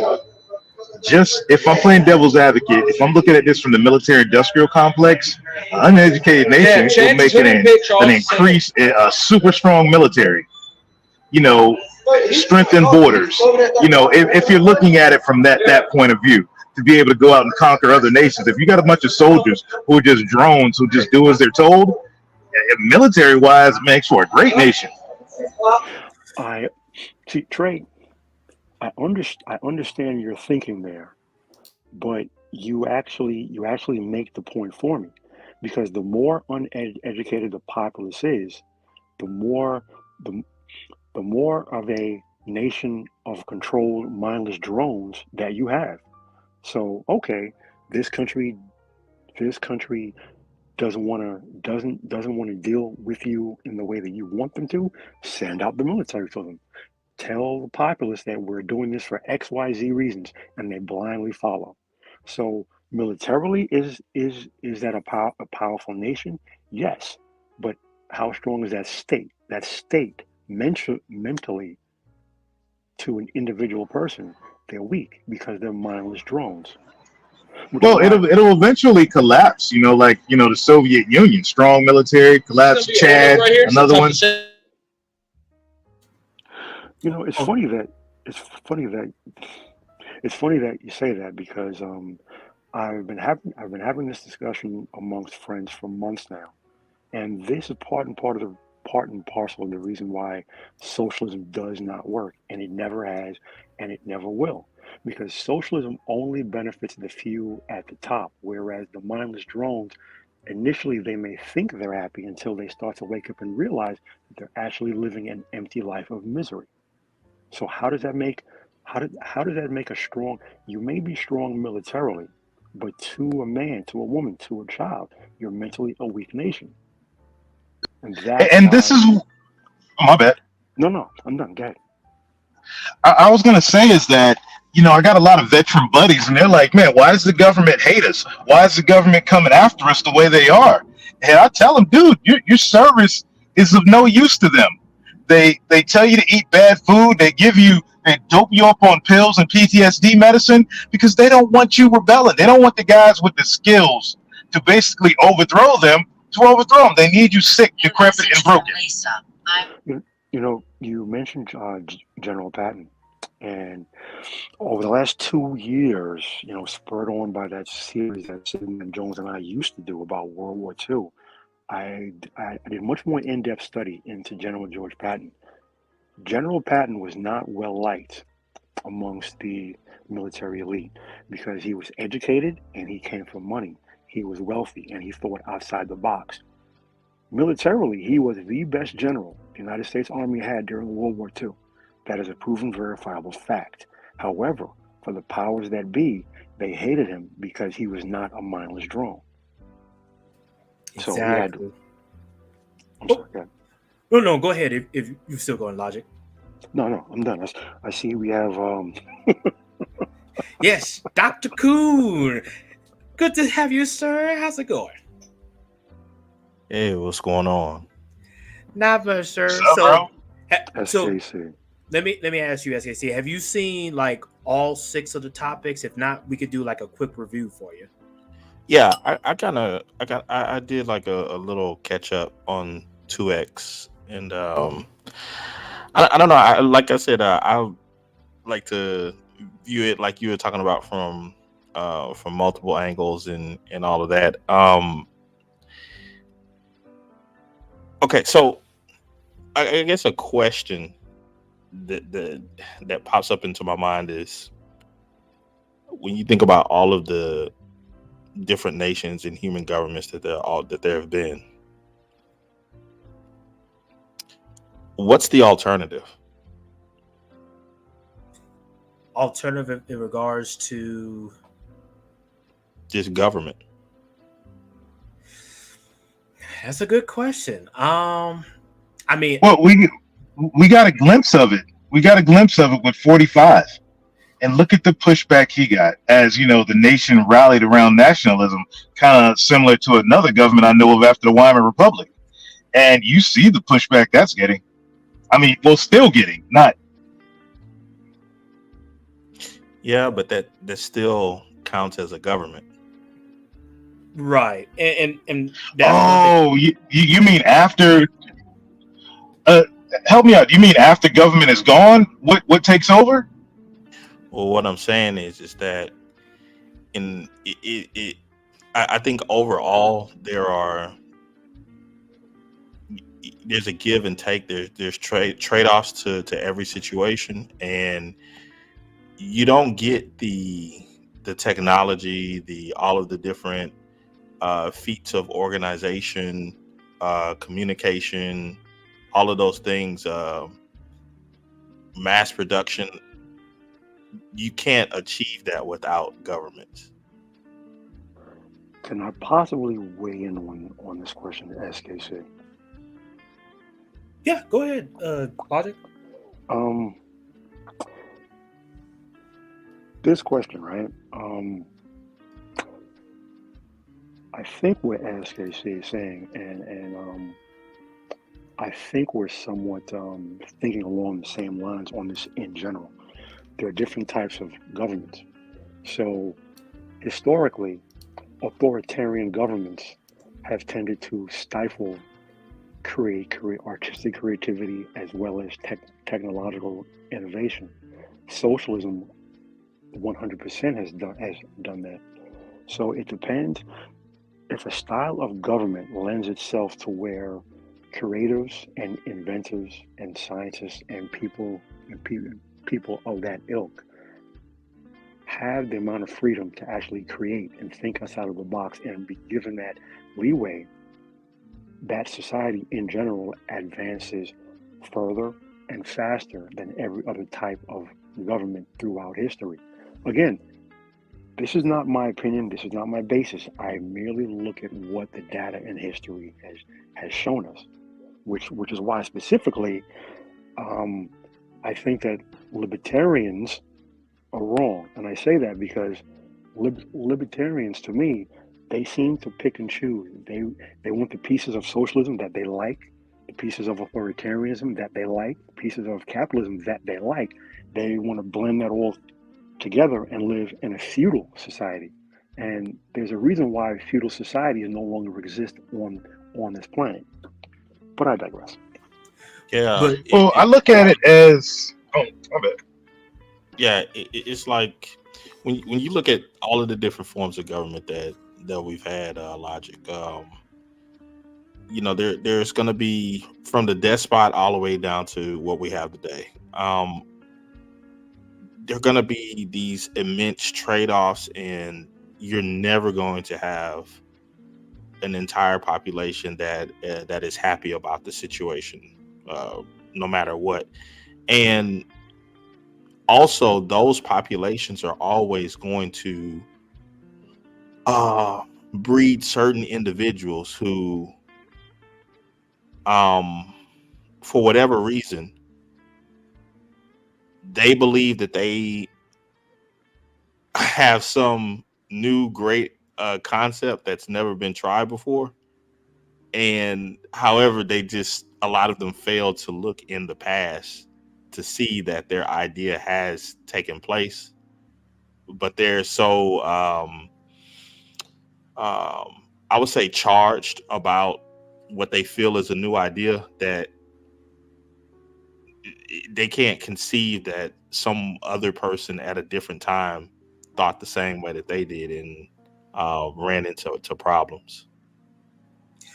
Well, in that aspect, and what you brought up before about, countries, government being able to mass produce, industrialize, I take it back to Afghanistan. Look at the Taliban.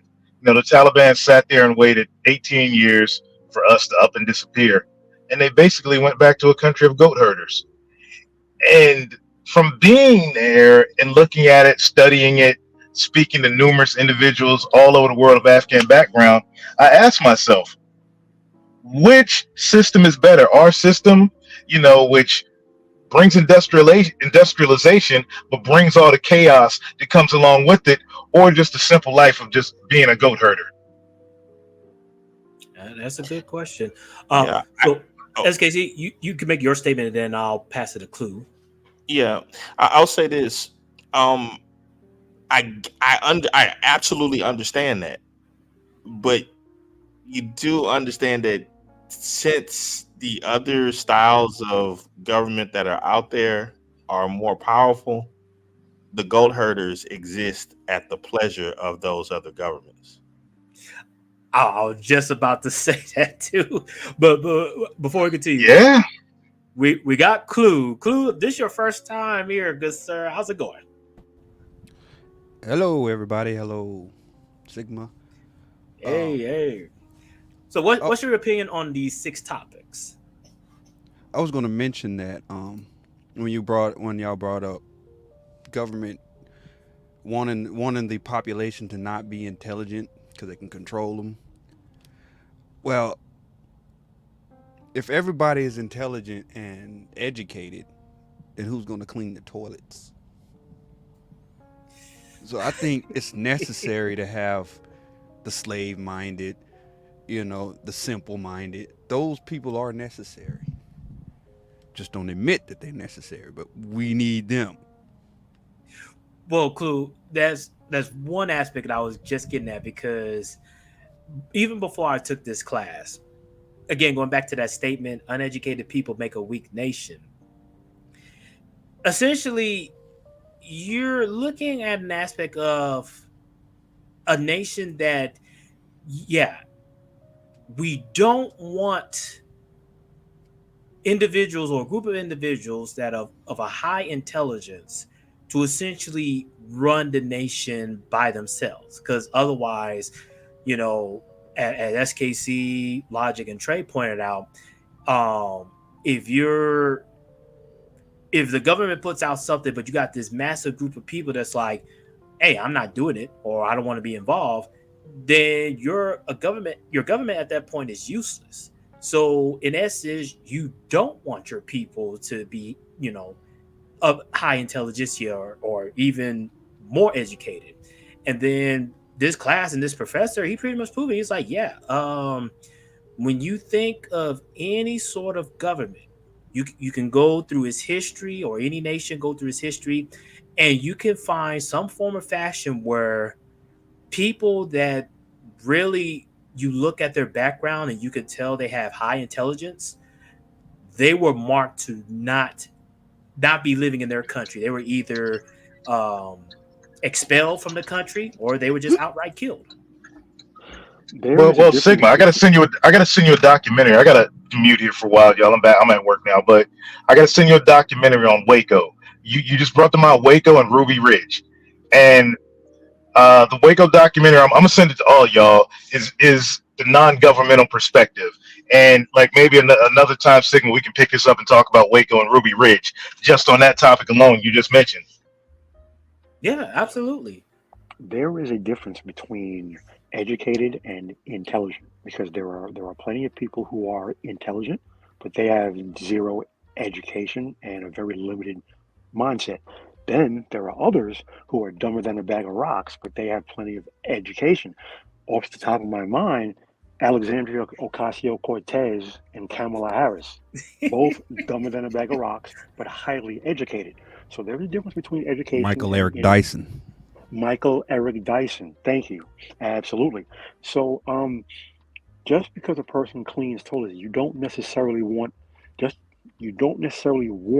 or you a troglodyte cleaning toilets, and it does not mean that a person who's in janitorial services is a troglodyte. That could be a rather intelligent person, but they're not educated, which then brings us to something else. And this is something that Sigma and I, these conversations off air. The majority of people are not as intelligent as they think they are. The majority of people think at an 8th grade level. That is why newscasters talk the way that they do, because they're trained to speak as if you're talking to an 8th grader, because the majority of the population thinks at an 8th grade level. And when you say that to people, they get offended, because that means that there are people right now listening to us, probably even in this chat, no offense, that think at an 8th grade level. That is the nature of the human condition. So when we talk about the intelligentsia, we're talking about the people who think on the higher levels. Okay, that is specifically what I was talking about. Right. And Logic, that's another thing too, because this is why when the professor told me that the 2 things to fight off these 6 topics are critical thinking and education, he really emphasized on education. He's not talking about going through some sort of public system to be educated, because that really falls under the role of government. When he says self-education, he's really talking about a combination of self-education with a little bit of public knowledge. And he really emphasized self-education because he's like, again, you got to look and see what is it that the government wants you to know versus what information is out there that's limited. You know, Trey brought up a brilliant point about Malcolm X. The majority of people who speak about Malcolm X and they hold him such high regard, they always talk about him up until his trip to Mecca. Because when Malcolm X came back from Mecca, he was a completely different person. Gone was all that pro-black, gone was all the radical, gone was all the we need to segregate and live in a separate. All of that was gone. Malcolm widened his mindset. He widened his worldview, and he changed. And then he spoke a completely different message. Then his message was, whoa. The problem is not black versus white. The problem is the population versus the few who control us, because there is more that binds us than what separates us. And once he said that, that's when he had to be eliminated. You see, as long as Malcolm X was talking division, he was fine. As long as Martin Luther King was talking division, he was fine. Or, I'm sorry, as long as he was talking, again, white versus black, he was fine. Once Malcolm X said, no, we're all the same, and it's the powers that be that are ruling over us, that's where our real fight lies. He had to be taken out. Martin Luther King gave a speech where he denounced the Vietnam War. Less than 5 months after that speech, he was shot. Once you go against the grain of what the government allows, then you become a problem. That is when, as long as the intelligentsia is co-opted, they do and say what the government wants them to do, they're fine. But once the intelligentsia goes against what the government wants, and then they begin to educate and enlighten the population, that's when they become a problem. Well, that's happening now. That's happening now on social media. I mean, Tate and Fresh and Fit didn't get what happened to them because of women. Fresh and Fit didn't get demonetized because of women. Tate didn't get put in jail because of women. When they changed their message to men's health, or like Fresh and Fit's example, Once they started doing streams with Nick Fuentes and started talking like that, they had to go. Tate, once he started telling men, hey, don't worry about chicks right now, get your money up, get in the gym, that's when he had to go. So back when he was saying fuck on these hoes, he was allowed to stay around. So it's Fresh and Fit. They were allowed to stick around. They liked that message. Of course, because it's all a part of bread and circuses. And I'll leave on this. Ice Cube is no Rhodes Scholar. He is he's one step above dumber than a bag of rocks. But as long as he was rapping, as long as he would shut up and dribble, he was fine. But once he started to think critically and rationally, now he's a problem because he's going against the message. And not even so much against the message, he's going against the program. The program is consume, eat, sleep, have sex, consume, and don't think, react, be emotional. Once you become rational and you think critically, you automatically become a problem to the state. Yeah, absolutely. Now, before we go, because I touched on this question with Trey, but he was busy at the moment, so I'll ask you guys as well. So when the professor presented this list, he started off from the topic that's least likely to cause division versus, as you go down the line, topics that are most likely to cause division and most likely to really create chaos. So I remember when we brushed up the topic on reproductive rights. Now, I must admit, at first, I was thinking, oh, okay, he's talking about abortion and all. I can see how that's controversy. But no, reproductive rights actually embodies pretty much all of feminism, women's rights, women's voting and everything, because really the bedrock of reproductive rights is to cause separation between men and women.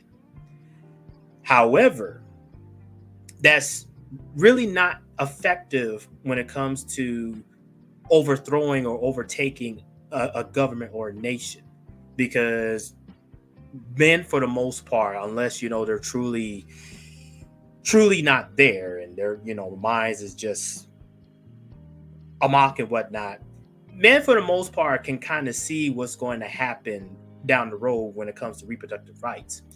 But when it comes down to role of government, this is where I think people don't see just how truly effective it is, because if you think about it, reproductive rights is really just a branch off of role of government.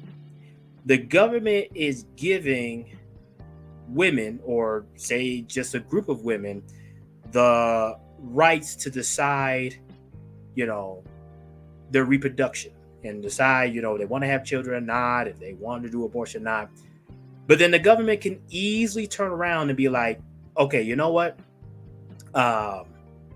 We're just going to shut down reproductive rights for everybody. So we're going to set a limit to how many kids you can have. We're going to set a limit of, if you go past this threshold, you're going to get sterilized. And we got evidence to prove it, because look at China's one-child policy. That's a combination of both reproductive rights and role of government. But the role of government has more effectiveness than just reproductive rights. And so the reason why I bring that up is because I was listening to SKC and Trey's discussion, even with Hood, and really I'm just listening in the background, and I'm like, yeah, both sides have a legit argument. But the mere fact that this is a discussion actually falls right in line with role of government, because the government wants you to have this sort of division amongst, should men be reproductive or be part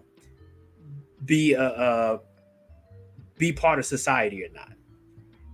And so I just want to get you all's take on it, in regards of, hey, the list from 6-1 why one topic, especially when you get to the top 3, is much more effective in overthrowing a government versus the bottom 3, even though the bottom 3 in their own rights can also be effective in just causing major division, even if it's amongst the people. Well, the top 3 requires less work than the bottom 3. The That's operating budget for the top 3 is a lot cheaper. That's true. So let's kind of dive into that more. So why is that? Why is it that the top 3 requires less resources, but still the most effective in pretty much overthrowing a nation? Well, the top 3 are more mental. You tell somebody a list of instructions, the masses do it. How much does that cost? The price of a microphone, the price of bandwidth, a social media account. I mean, you could say it on network television and they could watch it for free. They don't even need cable. That is true. Like, especially number one, group versus individual. Now, let's just take it to us local guys, in regards of Black America. That first one, group versus individual, this is why you see so much vitriol for the so-called coons, or what they want to call sellouts. Because the government's like, we don't have to worry about you guys. We'll just send your group or people that look like you to hunt you down. And when I thought about that, I kind of said to myself, this is why people on Black YouTube and whatnot, they really don't understand, like, hey,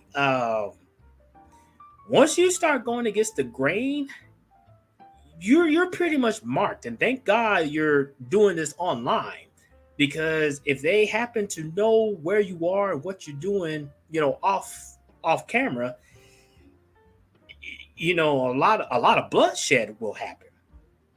And so I just look at that like, if this could happen, number one, then just imagine if, a demographic of people suddenly took over a nation and decided, the first order of action, kill off all of our oppositions. That's when it gets scary. Well, the first one, that's groupism versus individualism. Yeah. That psyop started in kindergarten during your first Black History Month. If you notice Black History Month in school, all the figures that they name either had a battle against white people or a battle against white policy. Nobody's mentioned that did something great that had nothing to do with white people. Nobody's mentioned that did something great that teamed up with white people. All the stories are Black versus white. So that starts in kindergarten, goes on for the next 13 years in grade school, or 12 years. Establishing you and quote unquote people who look like you as a group against these evil lighter skinned people over here. So that psyop starts at the age of 4. And when you get to higher learning or college, then it becomes more than just 1 month. It's the entire semester. It's your classes. It's your student organizations. They are bringing it up. Even the name of their organizations. Everything that involves Black people. If you go to a PWI, everything that involves Black people got the word Black or the word minority in it. Not a single organization that's fully Black doesn't have the word Black in it unless it's a Divine Nine fraternity or sorority, which everybody knows is all Black or predominantly Black. So that continues for the next 4 years, or if you go to grad school, the next 6 or 8 years. So that division starts at 4, goes on to almost 24, age 24. I think some of that clue is the result of allowing for certain freedoms, because and I guess, and that's where I'm kind of, I guess, taking I would say a little bit of a different angle is that, yeah, governments are going to be absolutely imperfect. Every single time, there's going to be likely a lot of bad, a lot of corruption, the whole nine. But I just don't see how humanity would be able to organize to accomplish the things that it has accomplished without government. Well, it's not per se government. It's just if government, say the U.S. government was ran according to the Constitution, how it's written, things will be great. But I even look at that Constitution, the Bill of Rights, the same way Clue presents Black History Month. It's just something they give us to pacify us. Oh yeah, I've got freedom of speech. I got the right to bear arms. Yeah, but do you really? And that's what Makes I'm sense. saying. It's like you have to have, like, for just humanity in general, I don't care where you're at, you have to, there's a requirement of some sort of organizing principles, or else you're going to have anarchy and chaos. Exactly. Human beings are hardwired to be led. Human beings always have government. Even going back to the caveman days, the strongest led. We naturally fall into natural hierarchies. Dr. Jordan Peterson has done tremendous amount of work specifically in that study. Hierarchies are a part of the human condition. Now we call them governments, whether it be a government, whether it be a religious institution, whether it be a monarchy. Humanity will always form some type of government, because without that, you're going to have chaos. Even under feudalism, there was still degrees of chaos. As we have become more civilized throughout time, the chaos has lessened and lessened and lessened. And to the question that AskKC just posed, it's something that I've thought about for a very long time. And where I'm at with it is, until humanity as a race, because there's only one race, the human race, but I digress. Until humanity as a race evolves to the point of what the Bible calls agape, there will always be the need for government, and there will always be chaos, and there will always be the need for leaders. That's who we are hardwired to form ourselves under. Right, because like like I said, you have to have some set of organizing principles, because if you don't, nothing gets accomplished. And the everybody gets to do whatever they want to do type of thing is, you will never be able to get all of the things that we enjoy right now. I mean, from little small things just such as food production, all the way up to sanitation and waste. I mean, it's like you, that's what I'm saying. I know it's I would say it's in my opinion, I think it's easy to rail at government, but there is no other alternative if you say that you enjoy all of the things that you enjoy today. There really isn't. There will be chaos. Even if you look at feudalism, feudalism was just contained chaos. The chaos was okay. Trey and I have a disagreement. How do we solve it? We're either going to fight, or we're going to pull out swords, and one of us is going to kill the other. Problem solved. That's it. If word gets back to the king is going to say, well, I need my tribute. Or Trey and I have a problem with Trey and I have a problem against SKC. SKC says, King, I have a problem here. The king is going to send force against Trey and myself. That's how feudalism worked. So feudalism was one step away from pure anarchy. So government is yet another step away from that anarchy. Nothing is perfect, because we as a species are imperfect. but government is how things get done. Now, we can certainly argue the merits and the cons of different forms of government, corruption, waste, bloat, and I can absolutely have that conversation from now until the end of time. You know, the U.S. Defense Department with the black budget and the $1,000 hammers and such. However, without government, you don't have roads, you don't have schools, sanitation, a military, an economic system, the clothes on your back. There's so much of the human condition of society in general that we all enjoy that come about as a direct result of government. And which is why socialism never has and it never will work because of the human condition. You cannot remove the human element from humanity. Socialism works in small, it works in a home. It can even work in a small enclave. But as you scale it, human greed and natural meritocracy will always win out. And that's why socialism never has and it never will work. Well, I'll play devil's advocate on this when it comes to National Socialism.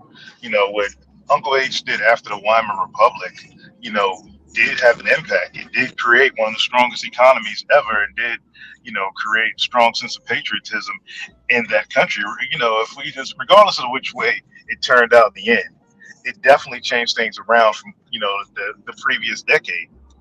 And that form of socialism, it's okay. Let's create this big thing at the top, and then we let the people manage themselves without getting into their lives mentally, as what takes place in other forms of socialism.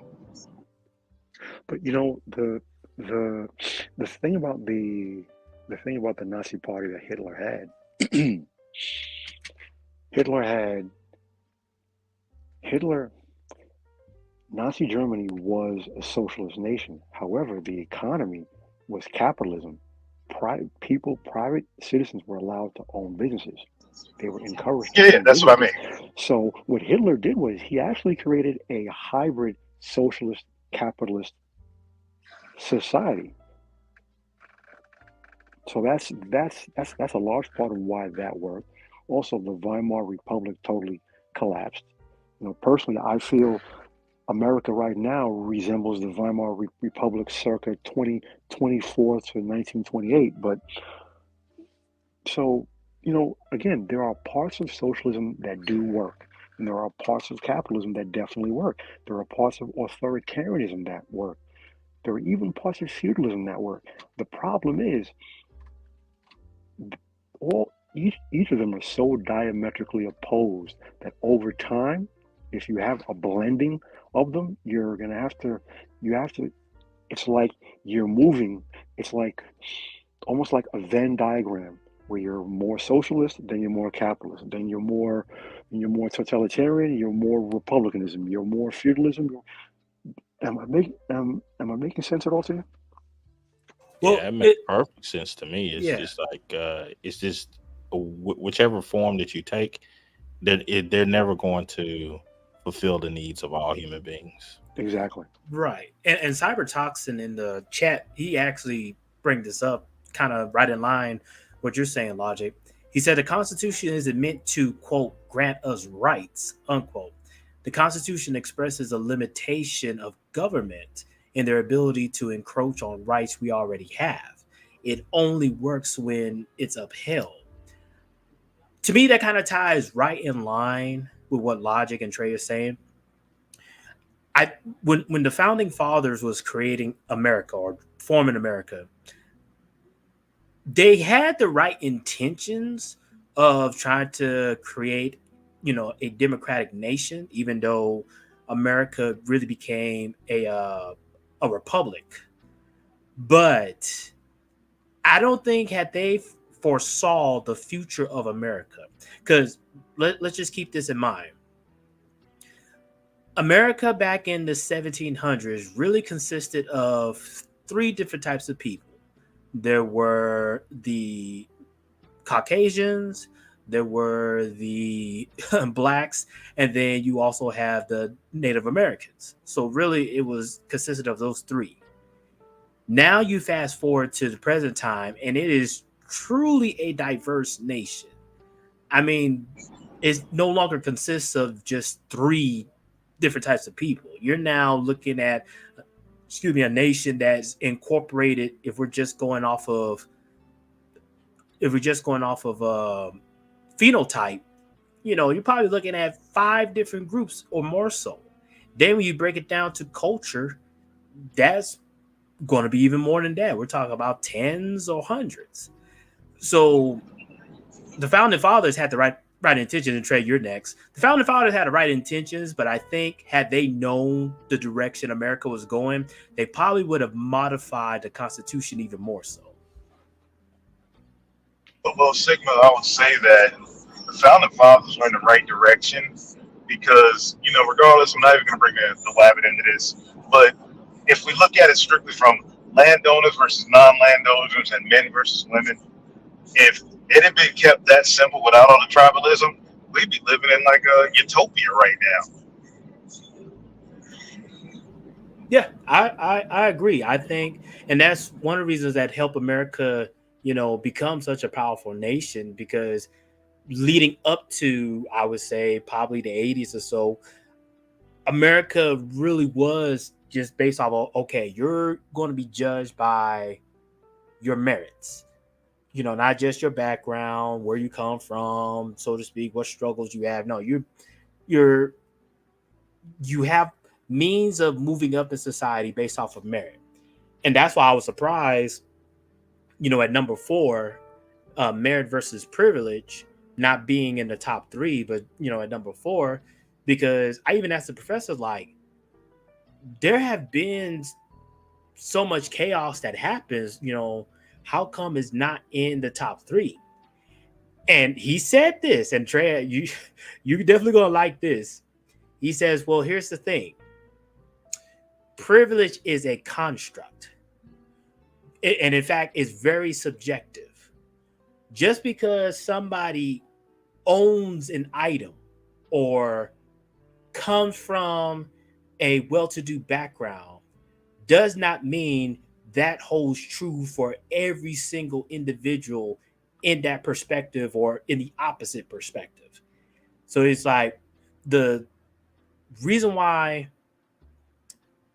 privilege is at number 4 is because most people understand, even, the crazy ones out there, that privilege is not something that just happens in a vacuum.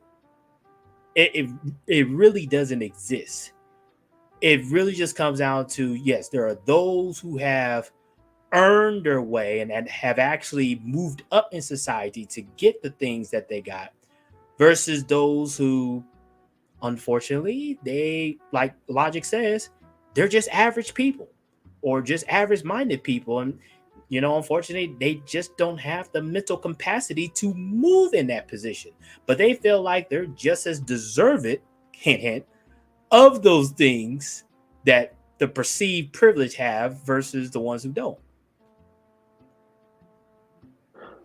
That's why I said the only privilege in life is money and the access that it buys you.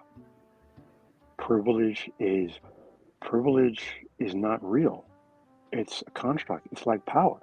Power is not real. Power resides where men agree that it does. Privilege resides when men agree that it does. That is another form and function of society. Yeah, and I'll give you a perfect example of, just like you said, logic, the perception of privilege. Okay, before motorized cars started to come around in the 1800s, or you could say the late 1800s, early 1900s, virtually everybody had a horse or groups of horses to get around. The poor had horses, and then those who can afford it were able to get a car once they started to roll around. Now it is such a paradigm shift. The poor is able to own a car, but the so-called privilege owns numerous horses. Think about that. Yeah. That's the craziest thing. And see, Oh, The, go ahead, Logic. the thing is this, right? So, again, the only privilege is money and the access that it buys you. So, Dr. Ronald McNair was born poor. Reginald Lewis was also born poor. Reginald Lewis was a self-made billionaire. You know, I I can list numerous examples of people who are black, white, Chinese. You you pick the group who come from quote unquote unprivileged or disadvantaged backgrounds, and then they achieve the highest levels of success. Privilege exists where men agree that it does, and you often find it's people who have achieved very little or nothing through life, you know, largely through their own fault, I might add. And I know that always rubs people the wrong way, but then they complain about privilege. Well, did you put in the work necessary in order to achieve what the other successful people have? And if we're being intellectually honest, you more than likely have not. Yeah, and to me, this is why when I look at, especially now, when I look at this whole topic of racism and all, really, I'll tell any of these pro blacks, pro whites, whatever, you're falling under this fallacy of merit versus privilege. The Just the whole concept in and of itself. Again, I've said it before. Elites practice classism. Everything else, racism, sexism, colorism, and all that falls under regular people. One more.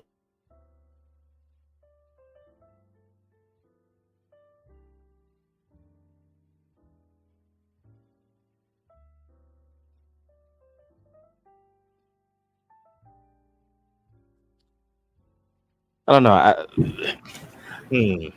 Go ahead, SKC.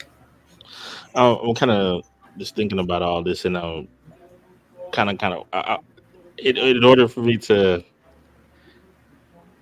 okay, can I go dark? Go ahead, SKC. You're amongst friends. Okay.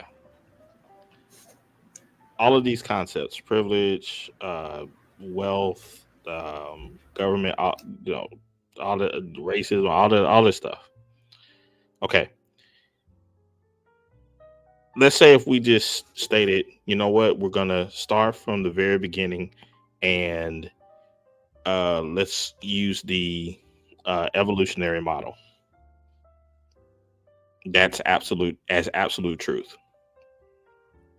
Okay. You're all accidents, so what difference does any of that make?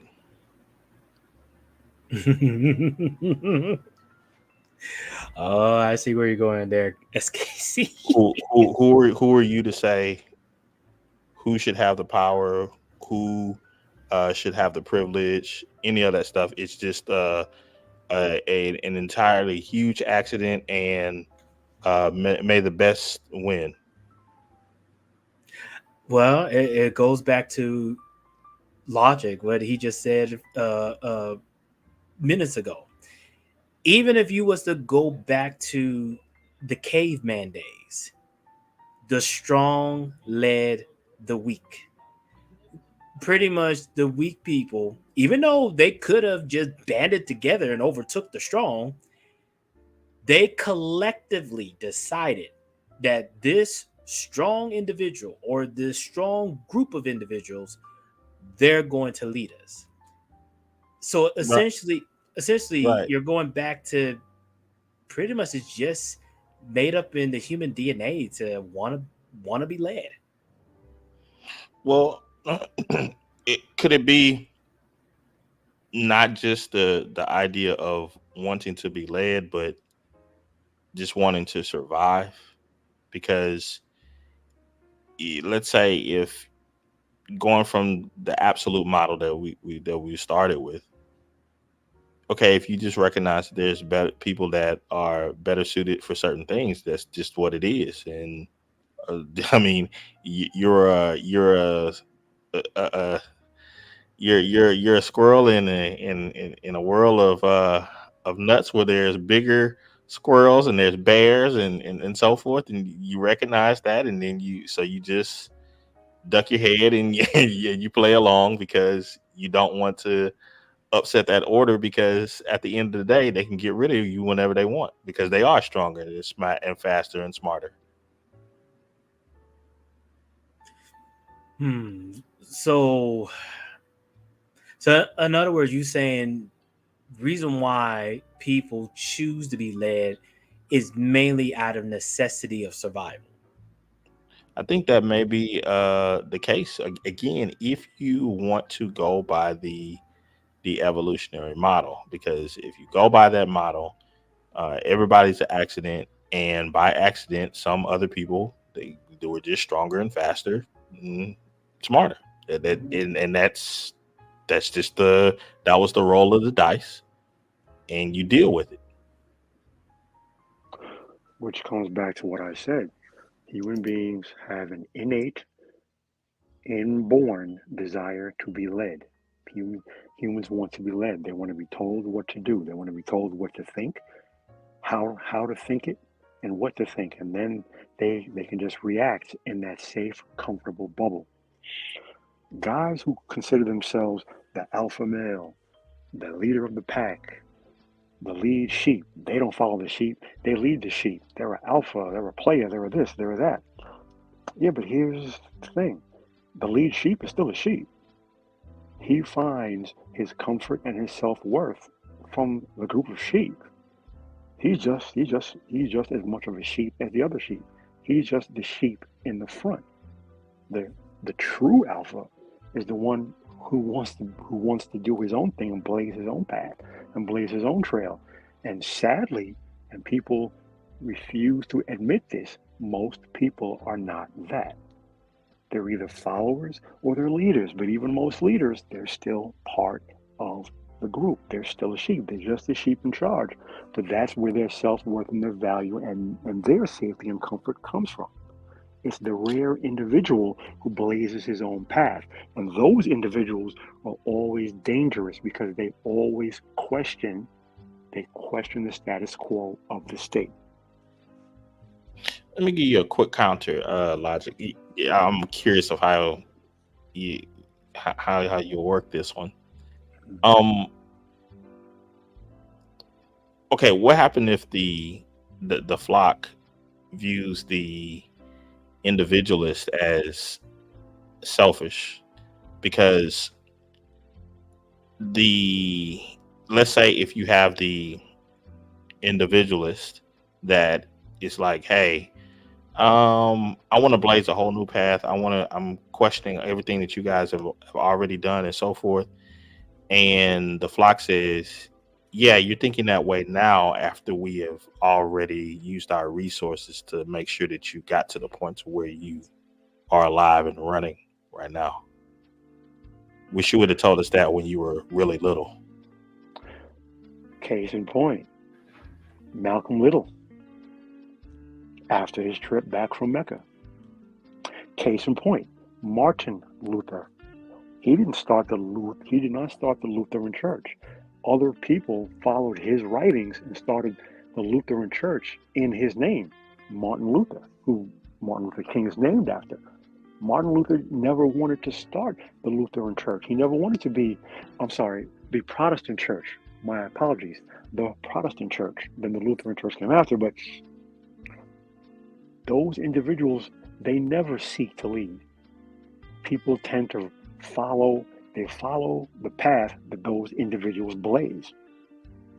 And they are often at certain points in their life looked down upon or maybe even vilified. And then it is only until after they die, again, if you look through history, only until after they die when they are finally celebrated for the trailblazer that they were. One of the other times where these men, the leaders of the packs, and my slight disagreement with SKC is that the men, even bigger hate than like the Malcolms and the Martins, comes when men basically form a David Koresh type situation. Whereas He comes up from nothing, but brings his people up with them, and then convinces his people that, you know what, think outside the box. Think outside the box with me. Give me a chance. And over that period of time, it works for those people. So now they develop like their own like small microcosm within the huge system itself. That right there causes animosity from others as well as the government. Yeah, I can see that. I could definitely see that. One example, just going World War II and everything. I look at the whole, pretty much the event, Japan's longest day. So you had a situation where this is right after the second atomic bombing, and the Soviet Union decided to invade Manchukuo, which today is Manchuria. And it was pretty much split in the Japanese government between the main government, which was Prime Minister, oh my goodness, I just saw his name. Anywho, he wanted to end the war.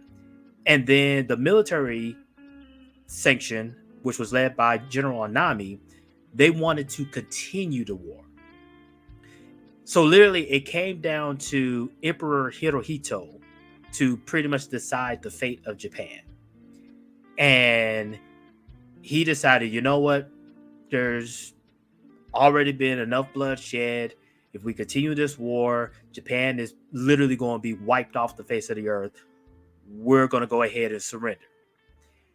Even though he gave that order, you had a group of young junior officers in the army who decided we're not going to even listen to the emperor. We think he's being brainwashed. We're going to try to overtake the government.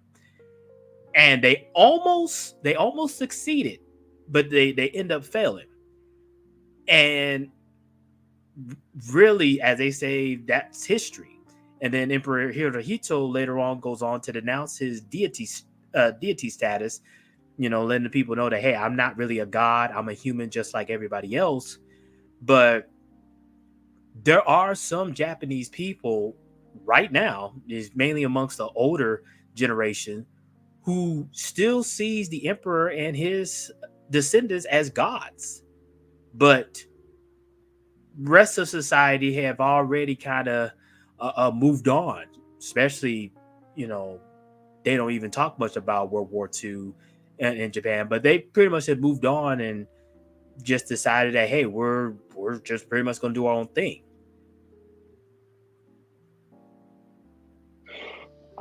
I have a quick question out of curiosity. Correct me if I'm wrong. I thought General Tojo was de facto running the country during the war. I guess there was the emperor. I guess you were the emperor. You were in charge, but he kind of maneuvered himself and kind of manipulated the emperor into a position where he kind of almost had to acquiesce to the military. Or am I mistaken? No. You are absolutely correct. Tojo, leading up to Pearl Harbor, he literally positioned himself to where he had the final say in every aspect of the Japanese government, and let alone Japanese way of life. It wasn't until the Battle of Saipan, when Saipan fell and you had all of those suicides, that Emperor Hirohito had to step in and was like, Tojo, you have too much power. I'm removing you from your state of power. That was the only time during the war that the emperor had to come in to remove somebody from position of power, even though based on the imperial constitution, the emperor was just a constitutional monarch. He really doesn't have much power versus the government, i.e. The prime minister.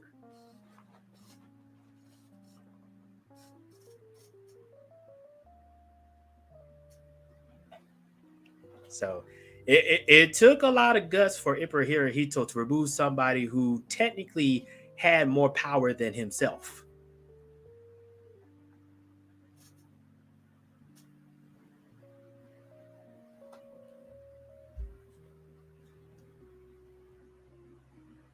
Cool. Okay, well, I think we're going to wind things down. So, SKC, I know you said you'll want to touch up on this subject, so definitely let me know. I'm come by and hear more from your take on these 6 topics and everything. But your final thoughts, good sir?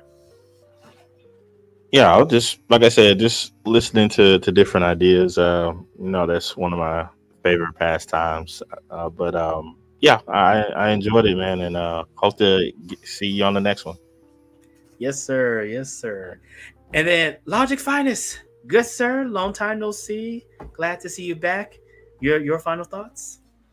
Yeah, I apologize for asking about General Tojo and the Emperor. I know a lot of people get lost when we start to talk about World War II, even though it fascinates me, but I know it bores a lot. But I'll just say this, just to stay directly on point. There are definite methods that every government uses to destabilize its own citizenry, because a destabilized citizenry is much easier to control and able to be dealt with. The same thing that the United States does to foreign nations. A destabilized nation is much preferable to deal with than a strong, stabilized nation. A trick which America learned from England. The child learned from the father. So the government is not your friend. The government is never your friend. However, with that said, human nature will always lend itself, until we evolve as a species, to not need leaders. Exactly. And good sir, I'm gonna hit you up behind the scenes too, because I definitely plan to bring back our War Room series and everything, because I'll put it like this: me and you are already on the same page of World War II history, and even the history leading up to World War II. So I never have an issue when me and you discuss it. So definitely looking forward to that. But yeah, other than that, Altruism, if you're still in the chat, I know you have a stream coming up later tonight. And so for those who are subscribed to Altruism, feel free to go over to his channel. I think it's going to start in about an hour or so. But otherwise, thanks everybody for stopping by. Keep those 6 topics in mind. And you know what? Think for yourself. Till then, have a great evening.